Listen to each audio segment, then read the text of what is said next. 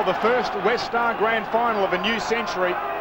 East Perth looking for their 15th premiership, their first in 22 years. East Fremantle looking for their 30th, having won 3 in the 1990s.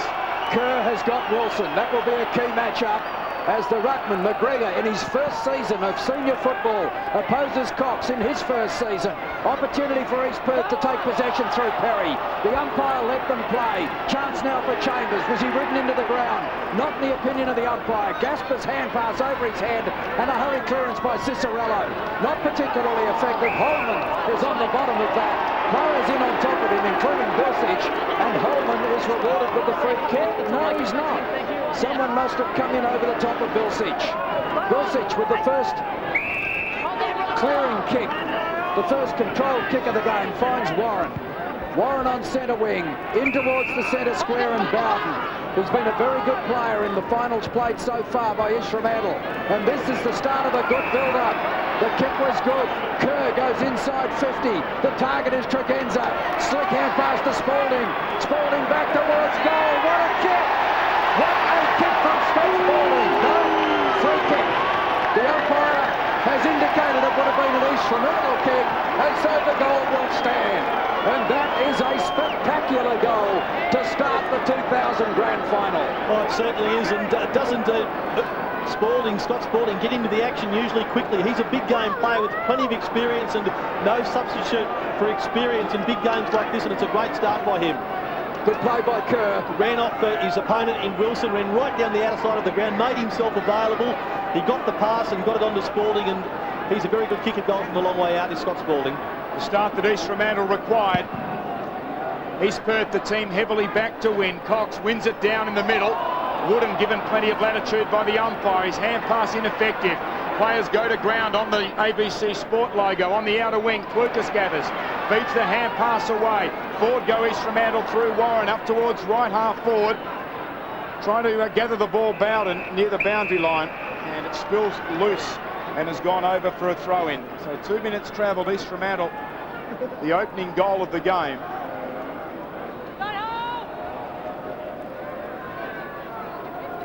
McGregor and Cox. Cox holds McGregor at bay, wins it down. Stockton couldn't control the ball in front, but then laid a good tackle and will have a bounce. East Fremantle looking to come from 4th spot to win the premiership. 1958, the last time these two teams met in a grand final. Cox wins it down again. Stockton, though, takes it off hands near the boundary. Feeds the hand pass to Bowden. He goes from the tight angle. Will it bounce through? It does, but for a behind. 1 goal, 1 East Fremantle. East Perth yet to get inside their attacking 50. Yeah, a little bit unsettling for East Perth. They go in outright favourites in this match, but East Fremantle really, as far as physical pressure and their running, is just taking the initiative away from them at the moment. So East Perth have to steady and just get back on even terms again. David Swan, East Perth's vice-captain, with the ball in the goal square. Gets it well outside 50. It's well directed. He finds Wheatley on the boundary line, 55 metres out from goal. He in turn moves it on quickly. Marley, perhaps some early nerves, misses what he has been taking all season. Now Gasper has interfered. No, he hasn't. The ball was out of play. And it's going to be a boundary throw-in back on right centre wing for East Fremantle. Yes, a fumbled mark there by Aaron Marley, who's got enough experience and made his state debut earlier this year, and you would have thought that he would have been beyond that, but grand finals do take their toll as far as nerves go. East Fremantle are 1-1. East Perth are yet to score. Wheatley took the ball well, but had to turn back into the pack, and there'll be another bounce in the vicinity of that boundary throw-in. The Sharks lead by 7 points, the only 7 points scored in the game so far. And we're now just past the 4-minute mark of the first quarter of the 2000 Grand Final. McGregor going to ground. It comes to Willison. His kick was knocked down by Marley. That was well played. Wheatley gets the hurried kick back into the centre. Punched away by Clucas was well done. Solid tackle applied on an East Perth player. I think it was Waller who went down. Comes to Clucas again. Clucas hooks the ball towards half forward. It's all East Fremantle. The bounce is important. Willison drew the tackler. Cleverly done. Then gives it to Miller. Miller was out of play. The boundary umpire was right behind him.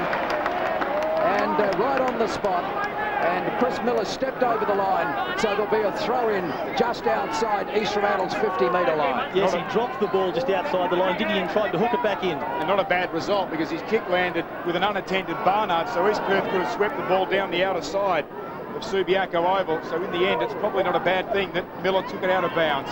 It's thrown in. Cox with a big round arm right, sends it back over the boundary. There he is, Stephen Bilsich, who played in all three premierships for East Fremantle in the 1990s, in 92, 94 and 98, the only surviving member of the 92 premiership team playing today. Umpire goes through it again. Cox wins it down. Cicerello into heavy traffic, slung to ground by Cox. Wheatley squeezed a little kick out, just goes 10 metres. That could have been a free kick to Perry. Seemed to be grabbed high. Chambers kick, partially knocked down. Chance there for Bowden. He's actually harassed off the ball by his teammate in Rosa. Strong work in there though, initially by Perry. Ended up getting it out towards Wheatley. Courage shown by Gasper running with the flight. Allard the look away hand pass.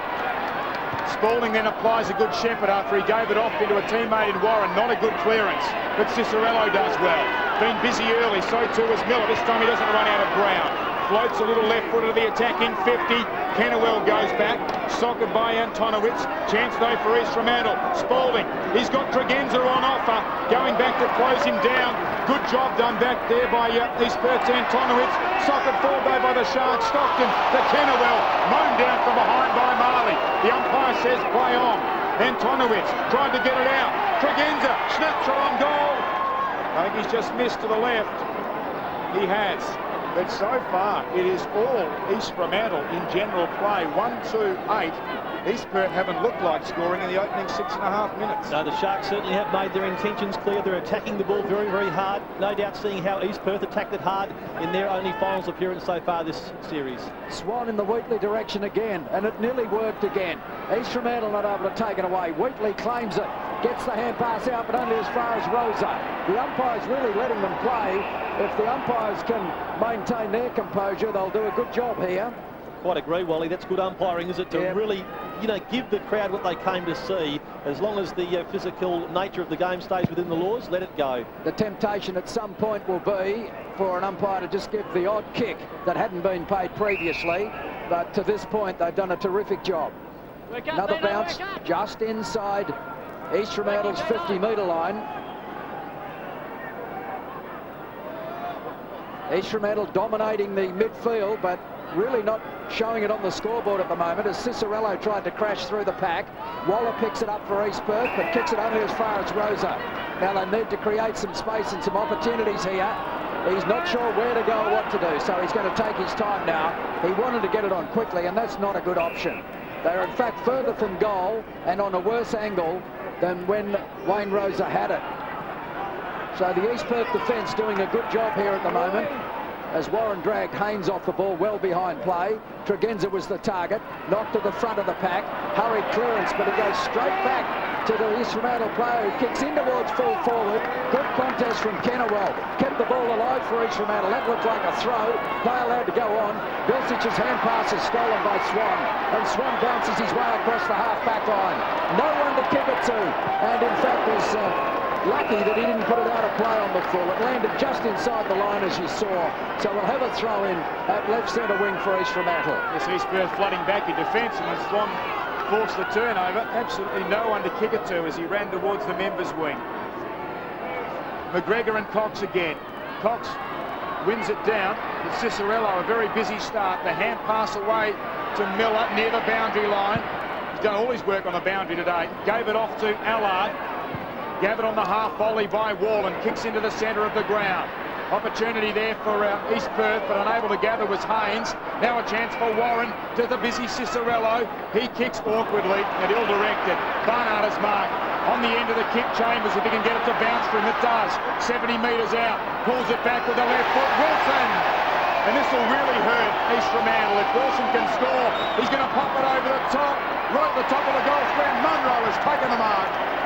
And Kane Munro, who played 2 games for the West Coast Eagles, rounds 21 and 22 of the season. A chance here from point blank, and this will really hurt East Fremantle because they have controlled the football for 9.5 minutes and have only 1 goal 2 to show for it. And now all of a sudden, from their first attacking move inside 50, East Perth could draw within 2 points. Saw the disgust on Kane Munro's face then when the umpire dragged him around on that angle, and I think that he might have some justification as well, because I don't think it should have been that acute. Takes the shot and puts it through. It's been a while coming. 10 minutes travelled in the first quarter, and East Perth certainly scoring one there against the trend of the game.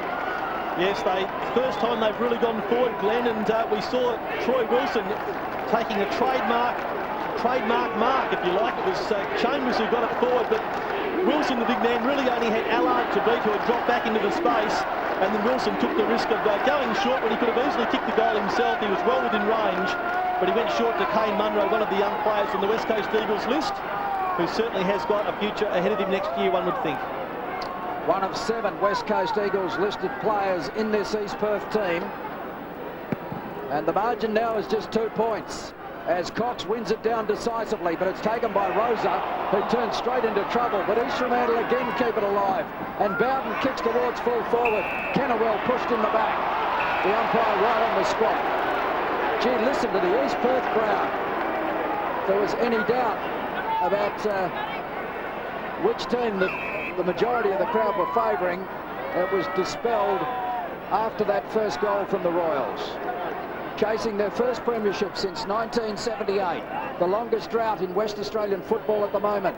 Kennewell with an awkward kick, perhaps nerves there also, and Cox goes up and takes a very strong mark at the top of the goal square. His hand pass to Antonowicz was okay, and East Perth work it out of defence through Barnard, up towards the half-back line. Bowden gave a good contest. Gasper, a long way down from the half-back line, gets it inside half-forward. Opportunity here for East Fremantle, but Rosa went without it. Cicerello's kick off the ground was okay. Tregenza hurriedly, too hurriedly, bounces it through for a behind. East Fremantle are 1-3. East Perth are 1 goal. Yeah, Tregenza probably had a bit more time than he thought. He was certainly out on his open then when Cicerello decided to soccer it into the clear. East Fremantle coach's box there.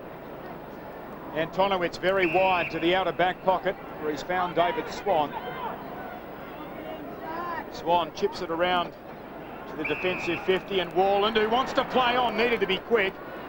Got the kick out wide. Morgan from behind over the top of Wheatley fists the ball towards the boundary line. We'll have a throw in. Kane Munro, the goal scorer for East Perth. There's Tony McHale in the middle of screen on the phone, looking to coach his second premiership.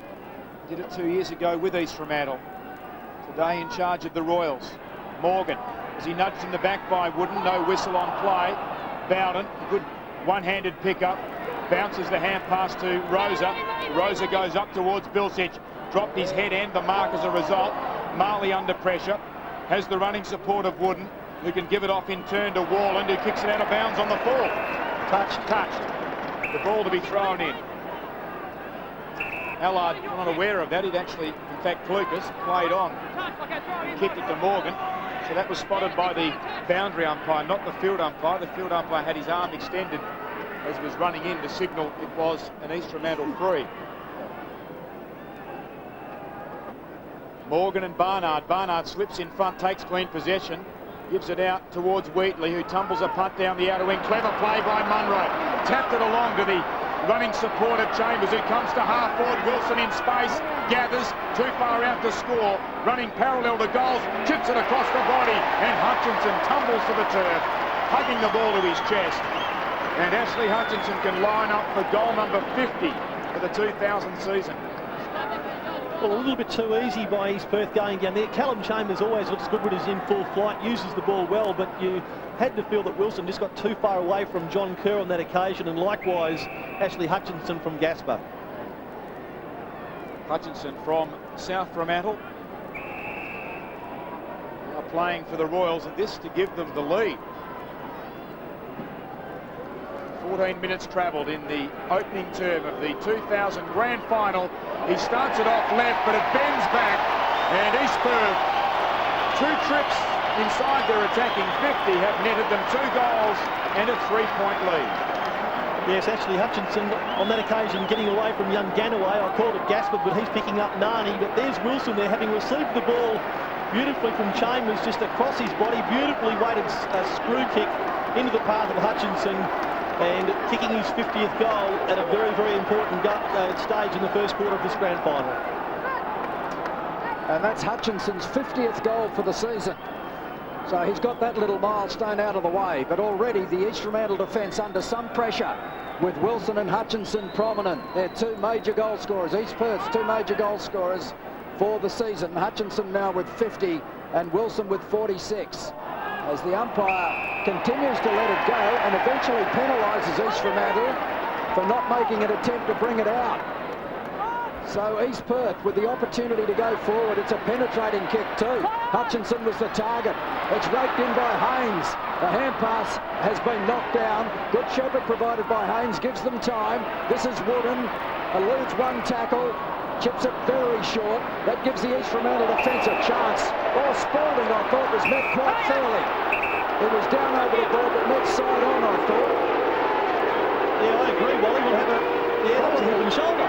Probably conscious of the Michael Long situation last week, but I don't think that was the same circumstance. An irate fan has thrown a little football out into the middle of Subiaco Oval, which is a bit silly as well. They play on with the ball still on the ground.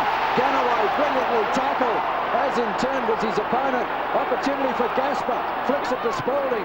Spalding hurriedly towards half-back, but it lands with Wheatley. East Perth have turned the game around.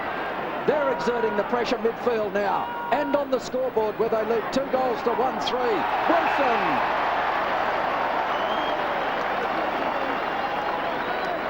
He's thinking about playing on as he did when he took his first mark, but now holds it up. His main opponent in that contest was actually Hutchinson, his teammate, the other man he had to beat.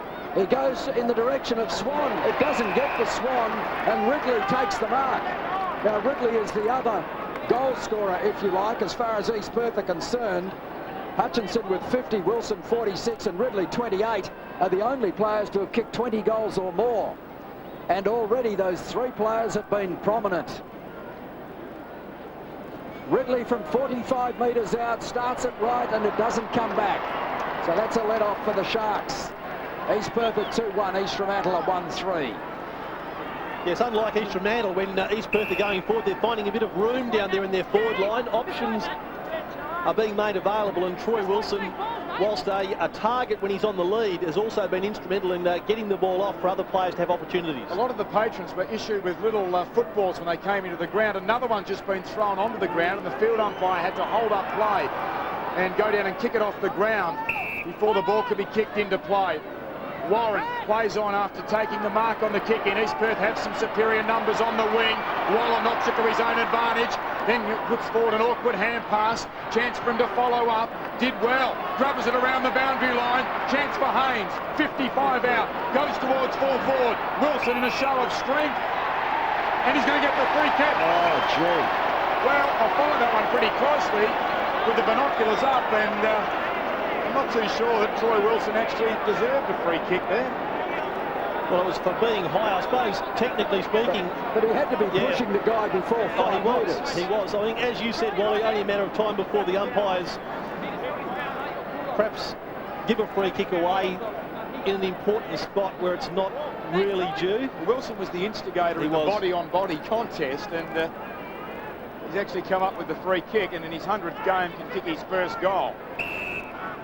Played in the premiership last year for the Falcons. Almost dead in front. And East Perth have 3. And with it, a 10-point lead, 19 minutes into the opening quarter. Yes, well, hasn't Troy Wilson been prominent? He's had a number of disposals already, given a couple of balls off that have been goals. Waller was very good in that package of play there. He just attacked the ball on 2 or 3 occasions very fiercely. Worked the ball forward to Haynes, who did the right thing. He just popped it up.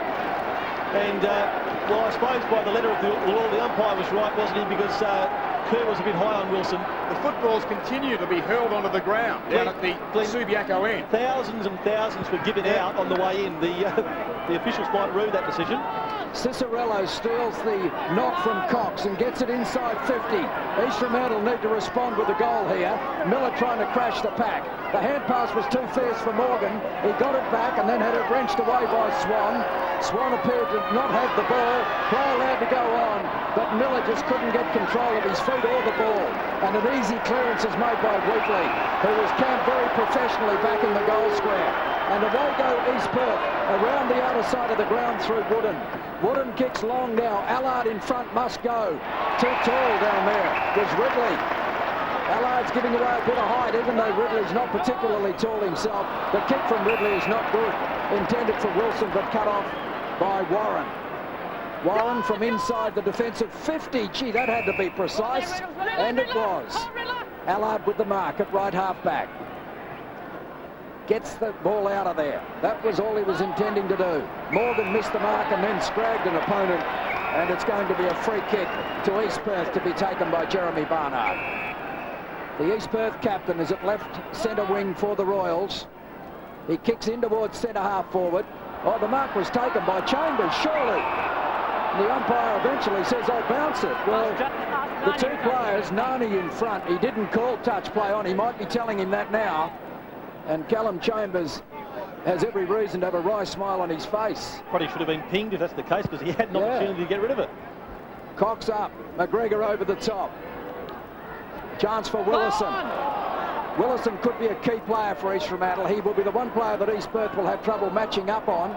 East Fremantle have got to work out how to use him best. Cicerello gets it to Willison. On to Spalding. Spalding lost control of it. Brilliantly picked up by Morgan and feigned the hand pass well, and Tregenza will mark. Oh, Tregenza misses a sitter. Now that won't do anything for his confidence as the ball goes back towards the boundary line. Tregenza does well to keep it in play. Marley picks it up, clears to half back. Up goes Clucas, didn't get his hands on the ball. Lucky not to be penalised. McGregor lumbers over it, knocks it 15 metres towards the East Fremantle goal. Waller claims it. The ball bounces towards Munro, and with him Saunders, and between the pair of them, they force it out of play. Well, East Fremantle are having enough trouble getting the ball in an organised fashion into their forward line without Rod Tregenza dropping chest marks like that, Wally. I mean, he really has to hang on to those. East Perth organised their defence so well. He put a foot wrong last week when he kicked 6.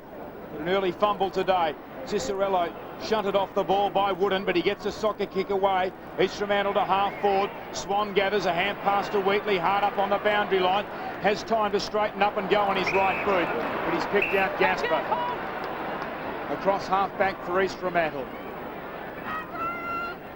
Damien Gasper played 29 games with Melbourne in the AFL. Earlier in the 1990s, off the fist of Barnard, Miller robes it well for East Fremantle. Goes looking for Tregenza again into his backhand, Tonowitz. But he fisted the ball away with his left hand, but the right arm was pretty much between the shoulder blades of Rod Tregenza, who once he felt the pressure and knew that there was no chance to mark it, actually let his momentum go straight into the ground. But you can see in fact over the shoulder as well, but there was never a chance to mark it. The delivery into the 50 was too high for him. Tregenza 6 goals last week, 83 so far this season. The Sharks need this one. They haven't kicked a goal since 70 seconds in from almost the same spot on the run from Spalding, and that one is narrow. A behind to East Fremantle when they so desperately need a goal. They're 1-4-10. Trailing East Perth 3-1-19, 23 minutes into the first term. Yes, and 3 behinds for Rod Tregenza. Hasn't kicked a major yet, and certainly the Sharks fans will be hoping that he finds his kicking boots soon, as it looks like Casey Green is soon to come on the ground. And Nani has just come off and O'Brien gone on. Gasper is at the moment standing O'Brien. So it's a bit of a mismatch there. It'll be interesting to see how it works out. East Perth make a good clearance out of defence. Munro takes the mark at centre wing. Kicks in toward Wilson. Wilson goes early. Misjudged it badly. Bowden at the back. East Fremantle with the numbers. Not much happening for them though. In the middle it's okay. The mark is taken by Stockton. Moves it on quickly to Rosa, who's got away from Chambers, and that's a free kick. Chambers realised that he was caught out of position, probably thought it was better to concede the kick than concede the distance. Back it comes to Stockton, back it goes to Rosa, he's still outside 50, that's a terrible kick. It's going to be tough enough down there for the forwards without delivery like that. And East Perth through Wheatley, drawn it away, but the kick smothered. The hand pass to Marley was poor, they're under pressure now. East Fremantle with a chance, Stockton has it over his head. Miller couldn't control it, nor could Marley. It's holding the ball almost. Play allowed to go on. Marley wants the boundary line. And East Perth will get a throw in. Well played by East Fremantle forwards to lock it in as McGregor comes off and Green goes on. So East Fremantle looking for a late goal here. 25 minutes travel in the first quarter. Their only goal from Spalding, 70 seconds into the game. Wheatley from behind the ruck contest. Green's first touch is a fumble, but he knocks it on, then a whistle sounds and a free kick. He was taken over the shoulder by Devon Perry as he was looking to knock that high ball forward. Casey Green started the season with the Eagles on the rookie list, was promoted, made his debut at the SCG in Glenn Jankovic's 200th game and went on to play half a dozen this year for the Eagles. An injury cloud coming into this game, started on the bench. He takes a long time before he goes inside 50. Antonowitz tried to fist it away. The ruckman Cox in the last line. Hand pass to Holman. He straightens up from half back. Goes towards a 2-on-1 in favour of East Fremantle, but Haynes the mark. Streaming by Chambers. Gathers the ball beautifully. One bounce. Should be too pacey for Gasper. Gets to within 50, Hutchinson falls over on the lead. Munro backs him up, Plain, back to Hutchinson. Snaps on goals from 30 metres, he's kicked it. 2 goals to Hutchinson. And East Perth a handy 15-point break in the shadows of quarter time. Yes, well, when those centre liners for East Perth start streaming forward, the Royals really do look good. And again, it was Callum Chambers who, at full tilt, looks terrific. And that kick off the left boot wasn't great. His teammate there fell over. And in goes Kane Munro. He's been instrumental in a few forward moves. Got it off to Hutchinson, who slipped over early. And the snapshot from the big man just goes to show his versatility. They're too quick in the midfield, Phil. Yes. On that rebound, players like Chambers, Wheatley, Munro really carving through there at the moment, and East Fremantle are going to have to stem that pace somehow, quell it somehow. Cox with a decisive ruck knock again. Opportunity for Warren, with him Devon Perry. Rosa had a chance, he couldn't control it, and players go in on top of him. There'll be a bounce between left centre wing and left half forward for East Perth. Good start now by the Royals. They conceded the first goal, but they've jumped away, and part of a pretty healthy crowd at the western end of the ground. Unfortunately, the eastern end is nowhere near as well populated. Kerr knocks it further afield, but straight to Haynes. Haynes from centre wing, usually uses the ball well, kicks down towards Wilson, who takes Bowden out most unceremoniously. I think as much in self-protection as anything, but he's such a strong man. And here come East Perth again, but this time the kick skews off the side of the boot from Haynes and goes out of play. Knights preparing to come on for East Perth. Another one of their real mobile players who's been in good form this year, and such is the strength of the Royals starting this grand final on the bench. Cox getting front position, did it well. East Perth get it forward through Wheatley. Ganaway in front, forced a hand pass under pressure, was carried forward in the tackle. And Ganaway, who is an emerging player from Corcoran, will get the free kick. Hutchinson carrying him into the ground. Gee, he earned the kick. Fair bit of weight landing on top of him. Clears it to the outer side of the ground, and that is a very clever mark to Saunders. Highly skilled. He's at right half back. Gets the ball over the centre line. East Perth with the numbers, but lose control of it on the ground. The hand pass comes out from Clucas, I suspect. It may have been Allard. But Rosa has it now. That's what's important. Now Stockton as well tackled. Play allowed to go on. Cicerello missed with the attempted soccer kick. And here come East Perth again. They win the ball away from the pack. Get it across to Perry. Perry kicks deep towards Wilson. And Wilson is not paid the mark or the kick. Saunders recovers it. Gasper got back to his feet quickly. Looks as though he's gone back onto Wilson. Clucas was in there, met solidly, but both players lost their footing. Clucas regains it on the siren. It's quarter time in the grand final. And at quarter time, the Royals are 4-1-25, leading East Fremantle 1-4-10. We're about to go down to Rod Wheatley shortly on the boundary line. Just repeating that in the Colts today, East Fremantle losing to East Perth by 7 points. Claremont defeating the Sharks in the reserves by 26 points. So East Fremantle looking down the barrel at the moment, and one of their assistants, Neil Lester-Smith, is with Rod Wheatley. Neil, your midfield was on top early, but the East Perth boys fought back hard, and you don't want to play catch-up football. No, we, Chambers is getting away a bit, and we were good early. I think the scoreboard reflects we just need to take every opportunity that comes our way. East Perth go forward, and they seem to score most times. When we go forward, we've just got to convert, points into goals. So we're not this happy, but I think we could have been better placed. They have an open forward line, and they're going to Troy Wilson. That's causing you a problem, isn't it? Well, it is, it's up to our midfield to tighten up. He's getting pretty good supply, so the pressure's gone back in our midfield this quarter just to tighten up and give us something going the other way. Thanks, mate. Okay. Ball being bounced. East Perth go forward, a very high kick taken by Bowden. An underground hand pass made it difficult for Warren, who flicks it up, intended for Clucas. Messy start here, untidy start to the second quarter. The ball allowed to jostle around between the legs before the umpire eventually blows the whistle, and we'll have a bounce still in the vicinity of the centre circle.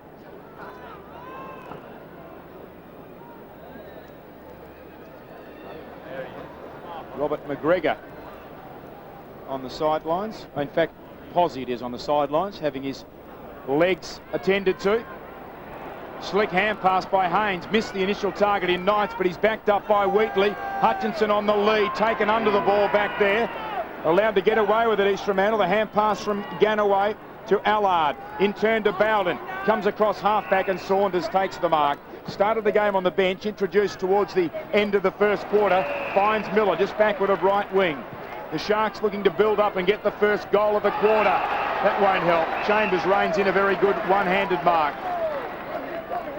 Would be prominent if you could get to a bookmaker for the Simpson medal. Has started the game well. Kicks up towards half forward. Waller, big hand pass inside 50. Knights gets a kind bounce. Left foot snapshot. The bounce important. It doesn't bend around. And East Perth opening the second term with a behind. You're still doing a lot of hard running through the midfield. There's Travis Knights. He started the game on the bench, but he's the sort of player that will ensure that East Perth keep this tempo up right throughout the course of the day. He and O'Brien starting the game on the bench, but coming on in the latter part of that first quarter just to keep the pace going. Spalding loose at half-back, but Clucas deciding against that option. Oh, this is dangerous. Troy Wilson will shoot for goal from 25 metres out and directly in front. He was the man standing at the top of the goal square, on the mark if you like, and Clucas kicked it straight to him. He wasn't even at full stretch, Wally. Even if it had cleared him, Cicerello was in danger of being swamped by opponents. This is not the start to the second term that East Fremantle needed. I think he has just sneaked it through. Yes, he has. So that's a pretty hefty price that East Fremantle have paid for a very bad mistake. East Perth moved to 5-2. East Fremantle are 1-4. Yes, well, there you go. Troy Wilson had no trouble taking that mark there. I think I say this just about every second week, Wally. The short kick in from full back is only to be used when it is 150% on. On that occasion, when you're kicking it to the man on your mark, there's something radically wrong with the other options. There clearly were just no other options for Clucas to kick to, but I think it was probably a lazy kick in any case. The signal to the bench, Clucas. He might be calling for a shovel to bury himself. Now Wooden on the outer wing. Hand pass to Waller. Waller from backward of right wing. Puts East Perth forward once again. The ball bounces high on the hard turf. Haynes, a bullet-like hand pass, ricochets off the chest of Perry, was then slapped further afield by Gasper, but only as far as Wheatley, who feeds by hand to Wooden. Wooden out to Wilson in space. Hutchinson's a line back in the goal square. The kick clears him, but is drifting left. And through for a behind. Well, it's absolute havoc down there that Troy Wilson and Ashley Hutchinson are playing. Glenn, they've kicked 4 goals between them in a quarter and 3.5 minutes. And they're just in everything every time the ball goes down there, and it's not necessarily their immediate opponents. They're very hard to match up on well. Listen to the crowd as Clucas takes the ball into the kick in again. He looks for Cicerello again, but this time Nathan Cicerello is 55 metres from goal, not 25. Much better kick in by Clucas. Oh, Short dear. kick to Willison is out on the... Oh! The umpire Willison thought it was out on the foot. Willison was prepared to give it back. Oh. That's a terrific mark. Great mark. Powerful mark. And the East Perth player, Wooden I think it is injured as the kick goes around the boundary line and bounces out of play. And Wooden is in a spot of bother. Yeah, that was a great mark by Casey Green. It's Waller, I think, is it? Waller, is it? Oh, gee, that knee went right into his solar plexus or rib cage. Yeah, it could be a broken rib, cracked rib. He got a Boundary punch- throw in got a between punch left, and left half forward for East Fremantle. The hurried kick by Swan goes towards the centre square. Well done by Rosa. Used his body and legs well and regains the ball. Is then claimed before when he didn't have it. And Rosa will get the free kick as Waller is helped back onto his feet. That's a pretty good effort. He's going to come off, but he's coming across the ground, so would suggest that he's got another chance. Now Willison, I think, will get a free kick. Rosa's told he can play on. It was a silly kick by Rosa in the first instance.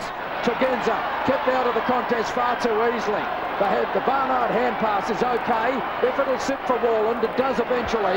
Good hand pass to Wheatley. Wheatley has been infringed. That's stupid by Tregenza.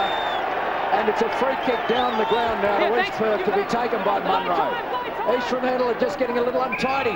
Marley runs on ahead of the play. That's ignored. The foot pass goes in towards Hutchinson. He's up in front, spoiled from behind. Chambers was pushed in the back. Free kick to East Perth, 30 metres out 50. from goal. And the 50-metre penalty. Another goal coming up to East Perth as Waller is helped off the ground. But I mentioned only moments ago, East Fremantle were getting untidy, and it's reflected again in this free kick.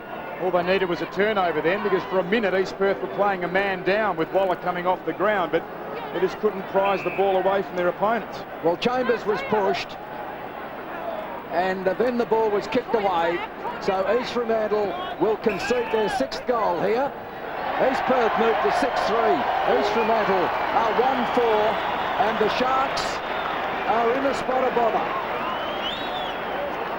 Yes, they're certainly in a spot of bother, and you tend to know when a side's in real bother, Wally, when they start to become very undisciplined. And the last minute and a half of football has shown East Fremantle up on a couple of occasions as far as their discipline's concerned. First of all, conceding the free kick. Tregenza down the ground, conceding the ball in a relayed situation. And then an East Fremantle player indiscriminately kicking the ball after the whistle had gone. So the East Fremantle hierarchy there, you see Earl Spalding's on his feet. They're under as much pressure as the players on the ground at the moment. They have not goaled since the 1 minute and 10-second mark when Spalding got them off to a flying start. So it's been more than a quarter of actual play since they scored a goal. And a pretty bleak scoreboard for the Sharks at the moment. Crooked bounce by the field umpire, favoured Cox, who wins it down. Wooden taps it defensively, looking for Wheatley. His hand pass has missed. Swan, stolen by Stockton. Tregenza on a deep lead into the pocket, drops to his knee and has taken the mark.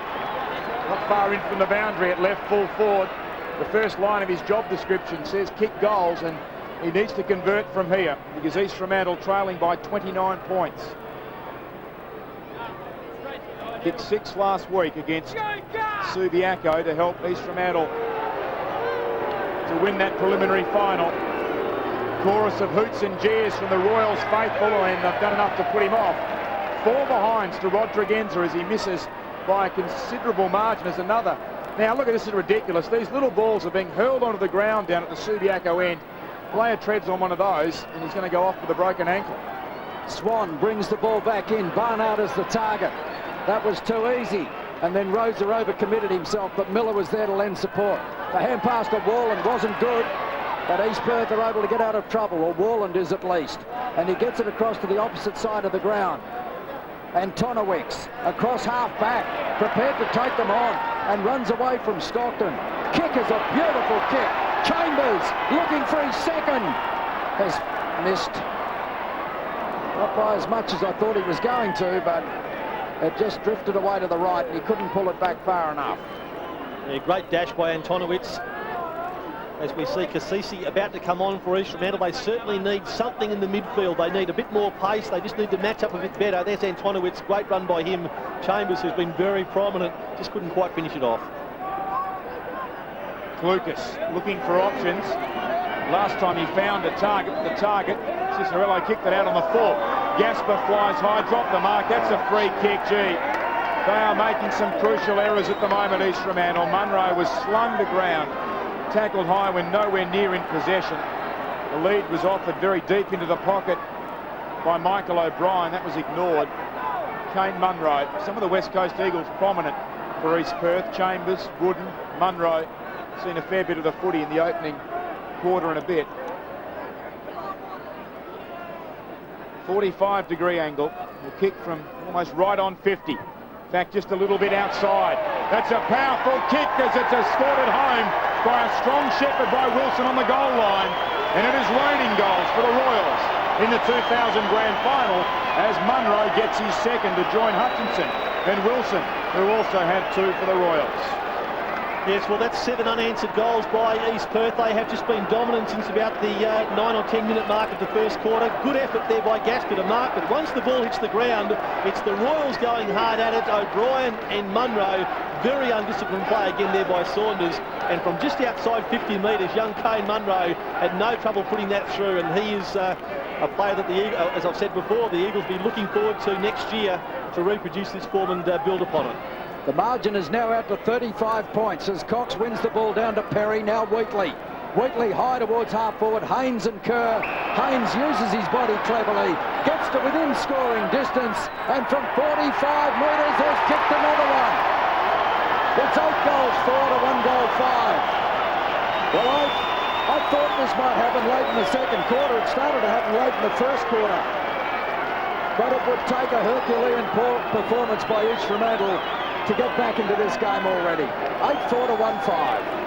Yes, well, East Perth, the Royals are just running riot at the moment, and there's another young Eagle, as you called, Wally, taking a bounce, steadying himself and kicking a long goal.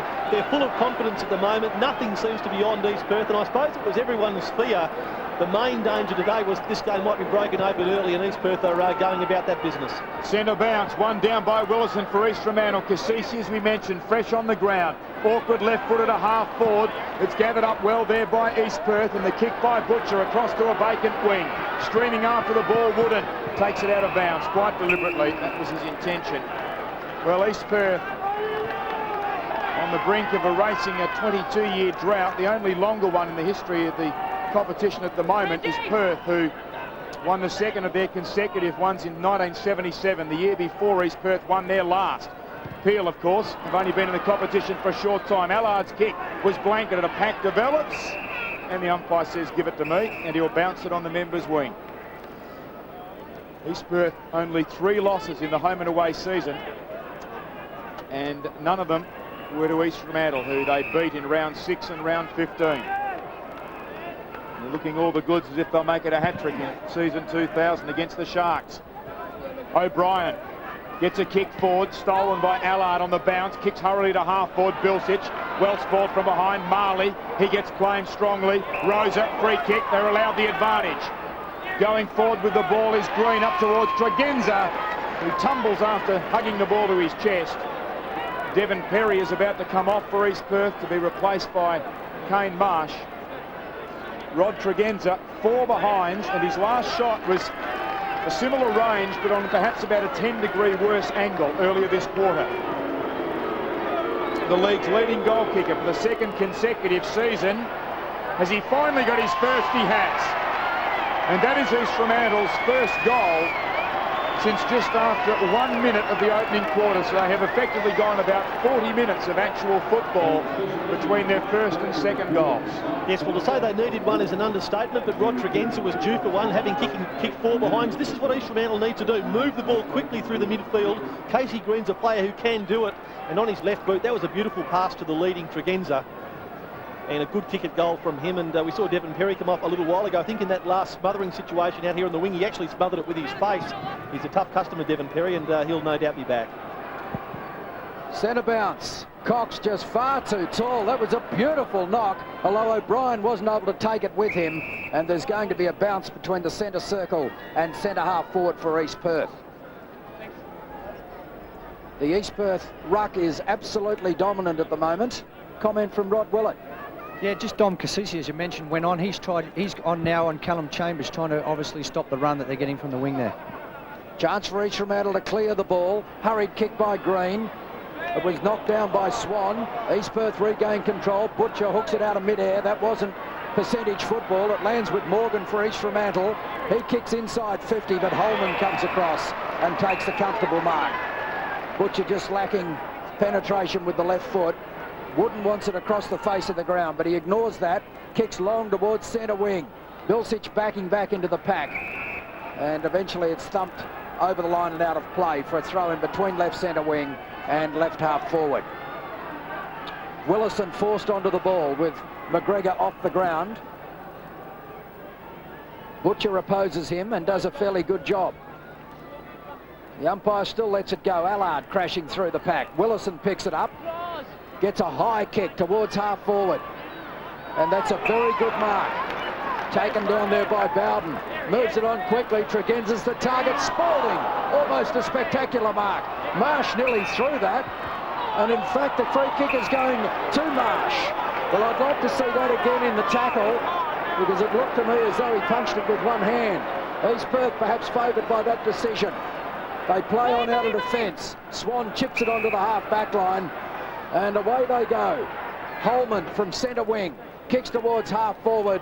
Kerr comes across but misses the mark. Rosa goes in, and that could almost be holding the ball. He was lucky. It comes to Saunders. Saunders saw Stockton out of the corner of his eye but pulled it too far. And the ball has gone out of play. Left centre wing for East Fremantle, with the Royals leading 8-4 to East Fremantle's 2-5. So throw in on the outer wing. 16 minutes travelled in this second quarter. East Fremantle have stemmed the flow in the last couple of minutes at least. Ruck infringement, and it's going against Cox over the shoulder of Morgan. He's told when he gathers the ball he's going to go back and kick over the man on the mark. Morgan, awkward looking kicking action up towards Stockton, who takes a strong mark in front of Swan.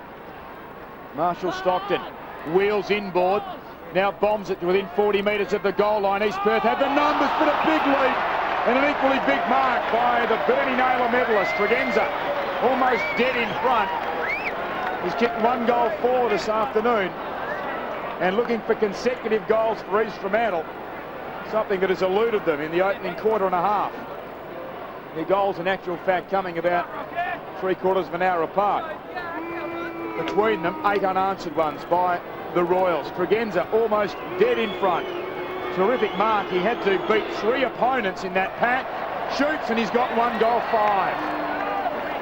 Well, last week he kicked 6-2, but he is letting himself and his club down this afternoon. Yeah, that was a bad miss, but it's good to see Tregenza leading with a bit more vigour. And on that occasion, he actually brushed aside one player who was trying to block him out of the contest, and he took a good mark. So he's growing in stature, and that's important for East Fremantle's chances. Swan brings the ball in for East Perth, close to the boundary line, and that wasn't touched. Barnard, I think, was anticipating bodies coming across, and he was basically shepherding out no one. A bit casual, wasn't he? Really? It Could have was. probably touched it. As a result, didn't touch it. I'm sure he could have had he judged things better. Morgan has the free kick. It goes beyond to Tregenza. Chance for East Fremantle at the top of the goal square. Miller's there. Walland was with him. Rosa on Cicerello it was at ground level. Now they're a chance. It came to Bowden, but he was pushed as he kicked. And another behind results. East Fremantle moved to 2-7. East Perth are 8-4. They're applying enormous pressure down there in the last line of defence, the Royals. They really get down there and flood in great numbers, and just that weight of numbers puts enormous pressure on East Fremantle's forwards. Swan brings it into Antonowicz. He goes back to Swan, who's in the goal square. Haven't gone anywhere yet, but they've still got possession. Now he kicks long in the direction of Marley, but Allard comes across, got his hand on it, did well. And now Morgan sends East Fremantle forward again. That's a good kick, and Spalding has taken the mark just inside the 50-metre line. Morgan's been good for them, Wally. He really has given them something down there against considerable odds. Spalding's not wasting any time. He's going to have a shot. Kicks from outside 50. It's a magnificent kick. Maybe that will lift the Sharks. Bilsich comes across and stirs them up. 2 to Spalding, 3 to East Fremantle. They're 3-7, and East Perth are 8-4. Yes, well, as you say, Wally, that will be a lifting goal. Good effort there by Allard. Crumbing it there was Morgan. Been very impressed by him. Not a really orthodox forward, but his pinpoint pass there to Scott Spalding, who just went back and just eased into that one, got plenty of distance. And after 5 goals for the entire first quarter, we've had 6 in the 19 minutes of this second quarter. Well, the margin was 35 points to East Perth when they kicked their last goal at the 11-minute mark of the quarter. It's now been reduced to 27. And forward they go once again. The kick by Green up towards half forward. East Perth able to break it up though. But a brilliant smother there on the Marley kick. Bowden knocks it across, falling for goal number 3. The Sharks are back in the 2000 Grand Final.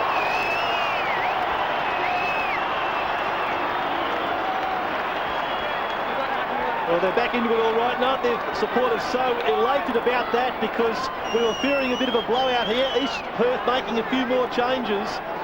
And Spalding has been so instrumental. Here he is again, just finding a bit of space and getting it onto that right boot. He knew that was a goal. I kept my binoculars on Scott Spalding. He knew that was a goal from a long way out. And he's playing his part, isn't he? 3 goals straight to Scotty Spalding, 31 years of age and enjoying his footy skill. Yes, he's got 3 of their 4. Centre bounce, Morgan doing the ruck work. Cox wins it down brilliantly to Wheatley. Wheatley's kick skews off the side of the boot. Haynes overran the ball as a result of a bad bounce. Kerr got it to Allard to Saunders, and Saunders kicks towards the outer wing and the ball bounces out of play. Scoreless for 10 minutes, East Perth, after they kicked 8 unanswered goals. Yes, East Fremantle have kicked the last 3 in the game, and they have put themselves back within touch, but still a lot of work to do. Morgan uses his strength, gets good support from Miller. Now he usually uses the ball well, and he hits Tregenza on the chest. Now Tregenza has got to start kicking these goals. He would be feeling the pressure at the moment. What's he got, Phil? 1-5, is it? Yes, he has. So as the spearhead, as the league's leading goal kicker, and by a long way, 83 for the season, including 6 last week,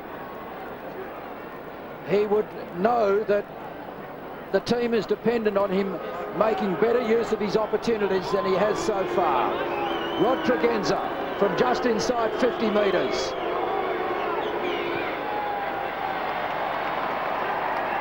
Has missed again. Got it. Oh, he didn't. My apologies. He's got the goal, a badly needed one for him, and a very handy one for East Fremantle. They're 5-7, East Perth are 8-4. Well, Jason Morgan, I've mentioned him a few times, again playing a very important part in that. Miller not so prominent at the moment, being taken out of it by Holman, but the foot pass on that occasion was fantastic. And Wally, here's why you thought it was a point, because it really did bend quite late, disappeared into the shadow there by the post, and it was difficult to see that it went through. So Nani's on the ground, and we see Cox coming off for a bit of a breather. Funny old game. East Fremantle the first goal, East Perth the next 8, and now the Sharks have kicked the last 4. Centre bounce. Can they get another one before half-time? We've played 23 minutes, but Wooden steals it away from the centre bounce. Kicks East Perth, a rarity in the last quarter of an hour, inside 50. Saunders to mop up at the back. He's overrun it. Chance here for Ganaway. Rubbers it outside 50. It ricochets back in. Players go to ground. Heavy body contact in there by Nani on an East Fremantle opponent. Marsh, was he legged? No whistle. Play allowed to go on. Cassisi to Miller. Miller on in turn to Allard. Allard short, Morgan in space. Can go for a run down the members' wing. One bounce. Crosses the centre line. Kicks up towards right half forward. Barnard held Willison at bay. Support in the shape of Swan. Hand pass to Holman. Feigned the hand pass. Gives it off now towards Wallen. Wallen kicks East Perth into the middle of Subiaco Oval. And he gets away with a little nudge there, Warren. And has taken the mark for East Fremantle. He looked with a very guilty expression towards the umpire, but the umpire said it's okay. Bilcich marks. Kicks long. Spalding is the target. Didn't get into the contest. And Swan takes a very clever mark. Touch ball. Play on the call. Spalding couldn't pick it up. Marley knocks it wide. Opportunity for Barnard. It just won't come up. Warland is there. Takes it off him. This is how you do it, Jeremy. Kick not good. It was picked up by Chambers. Back to Warland. Warland's hand pass is stolen. This is a frantic passage of play. Perhaps a decisive passage. The hand pass went across to Knights. He was dragged down, but Devon Perry has got some time. He kicks to centre half forward, and Warren misses what he needed to take. The hand pass from Ridley into the path of Wooden. Wooden makes space, was run down. It loads with Hutchinson. He's got time, hooks on goal, and misses. What a frantic passage of play. 8-5 to 5-7. East Perth in front. Frantic, but importantly, they got out of it, East Fremantle, didn't they? Great pressure applied down the ground by the Sharks, who have really risen to the occasion in this third term. And that's the reason why they're back in it. Great effort by Jason Morgan with a chase further up the ground across the East Fremantle half-forward line even. Kick into play by Kerr to the members. Half-back flank, Butcher, a big leap. And an equally big mark on the chest. He played on to Nani. He grubbers as he gets scragged inside 50. Backing himself, Ridley. Kicks with the left boot to the goal line. Wilson has taken the mark. He's going to be in a pretty tight angle as an official goes out and retrieves another one of those souvenir balls which has been thrown onto the ground. Wilson to line up for his third. And he has missed, improved his angle and then pushed it across the face and through for a behind. So a let-off there for East Fremantle in the shadows of half-time as Warland descends into the shadows of the dugout to be replaced by Waller, who's made a recovery from that solid knocker on the outer wing. Our Metropolitan audience about to join us shortly here at Subiaco Oval.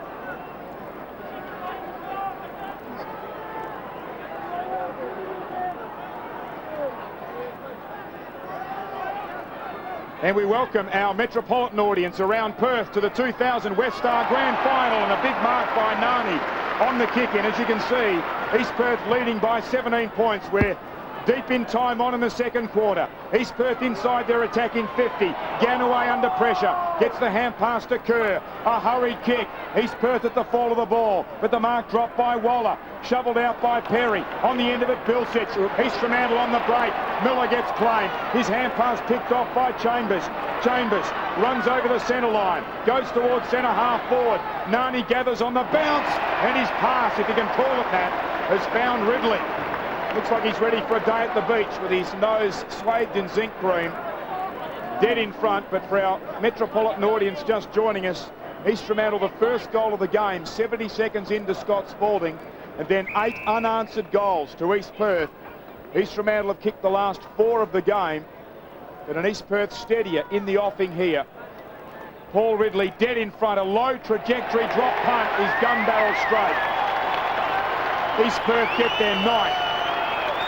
9-6-60, East Fremantle 5-7-37. Glenn Mitchell with you in commentary, along with Wally Foreman and Phil Lamb. 27 minutes into the second quarter of the 2000 West Star Grand Final. Yes, there's Callum Chambers, who's been a real star, getting the hand pass over there, and an inadvertent pass, if you like, from Shane Nani, who's come onto the ground, landed on the chest of Paul Ridley, who just chips into the game at critical times, and that was a classic example where he's in the right place at the right time and kicked a very good goal.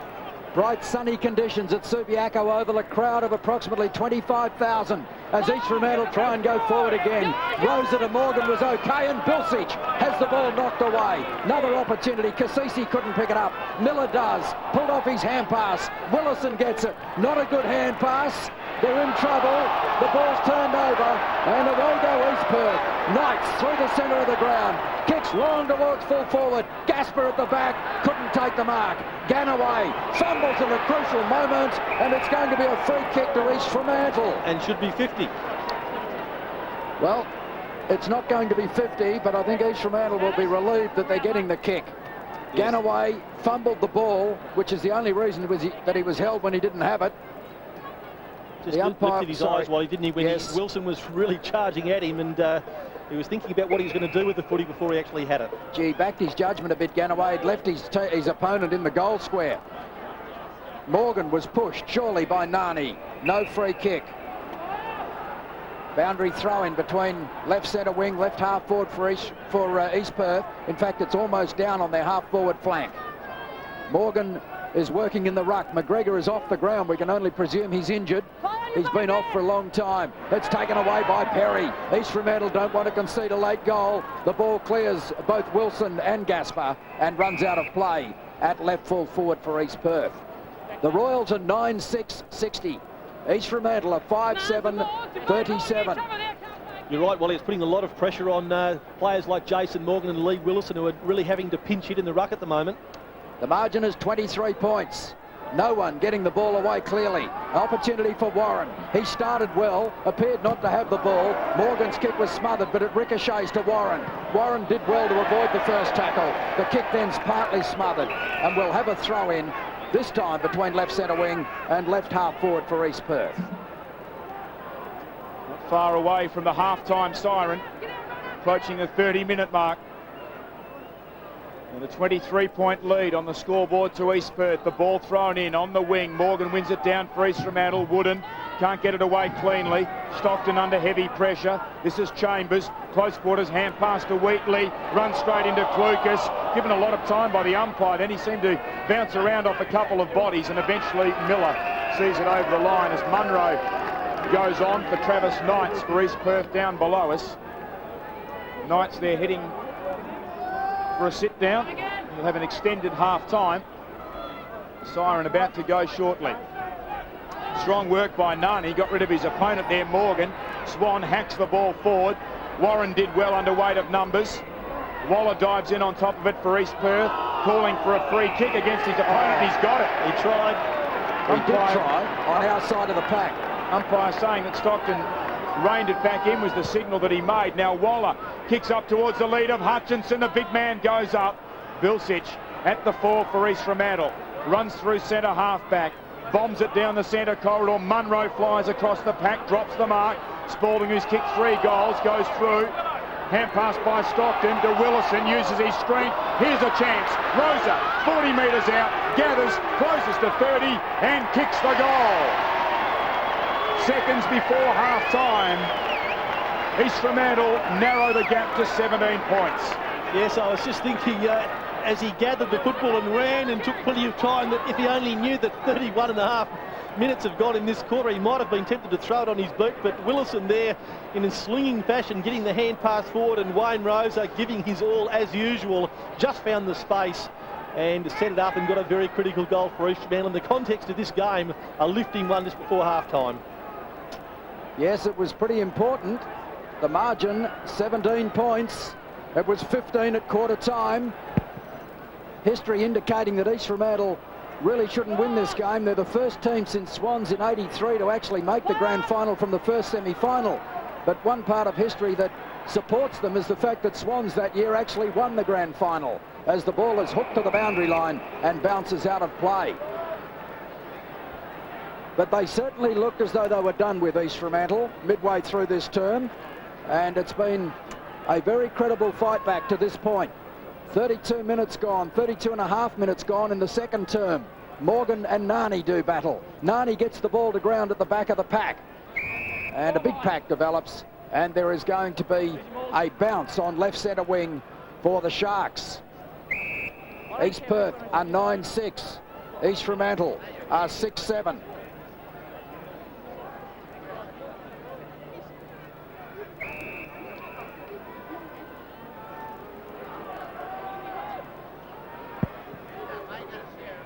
Not long remaining in the first half. Kick forward by Bowden hurriedly. Chance for Spalding, who's come to life. He was gang tackled. Brilliantly picked up by Miller. The kick towards Tregenza. Struck him on the back. It's all East Fremantle at the fall of the ball. Willison, an East Perth player, is down. Willison has kicked the goal. East Fremantle are back in business. That was a great snap by Leigh Willison. He is the one player in this team that East Perth will have trouble matching up with. and I can't pick out who that player is, but he's in a lot of trouble. The score, East Perth 9-6-60. East Fremantle 7-7-49. The margin now is just 11 points. Well, the Sharks are running riot here, as we saw East Perth doing the same thing early in the quarter. I think it's Antonowitz down, but look at the joy on Leigh Willison's face. That is David Antonowitz, and he's in a lot of trouble. That could be crucial because he's conceded a couple of goals to Rodriguenza so far today, but he's done a pretty good job on him. He's back on his feet.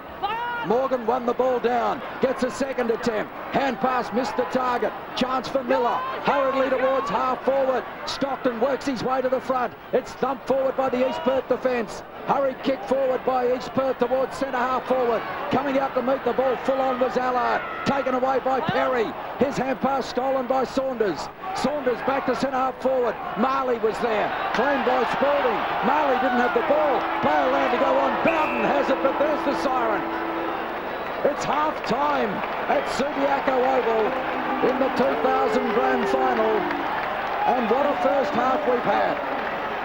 East Fremantle started in sensational style. East Perth took the game away from them, and East Fremantle have fought back. And at half-time, it's East Perth 9-6-60 to East Fremantle 7-7-49. The margin is 11 points after East Perth had led by more than 30 points midway through that second quarter. Welcome back to Perth, and congratulations on your Brownlow medal win this year. Yeah, thanks a lot, Rod. It's great to be back in my home state, and it's a great day and for East Fremantle, and thanks for the Brownlow. Mate, for those people who weren't or didn't see the Brownlow, tell us what it was like those last couple of rounds. You're in front and didn't know whether you were going to get up over the line. No, I was obviously up in the front with the top 3 or 4 blokes, but and they weren't polling votes at all, so that's what made the night a little bit more nervous for me. You know, I had my skipper next to me, David Neitz, grabbed my leg, and my girlfriend next door, so yeah, it was a very tense moment. And mate, being back here, what do you think of the standard of the footy? You probably haven't been here for a while. No, I haven't been back and actually seen a West Star game for a long time, and it's this game's fantastic already, and it's only been a first half, so let's hope for the second half to be even more exciting. But it's always hard when you have such a good year in football to butter up the next year. How are you looking forward to it, and what's some of the goals you've set yourself? Yeah, obviously, it's might cop a little bit more attention next year, but it's something I've got to work on, and it's something I had to face the tagging of this year, and it's something I just mentally have to get stronger with, and look forward to that contest too, and that challenge for myself, because it's going to be a big year for the club next year, and we've got to rebound and hopefully take out a flag, which was one as we saw, we lost last weekend, and the club's very disappointed with. Let's go back a couple of years. You know, you were, I suppose, in the football wilderness. You were 20 years of age.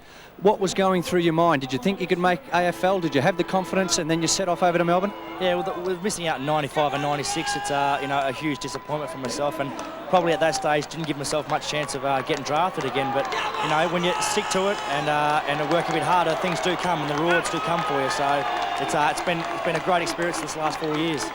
So for any of the young people out there watching, if they don't get picked up in the draft at 18 or 19 years of age, what have you got to say to them? Yeah, because one of my best friends, Craig Treleaven, who got drafted at Hawthorn at 26, is a prime example. And, your time's never up. There's always going to be a time where your chance will come, and if it doesn't come too early, just work a little bit harder, and your rewards will come for you.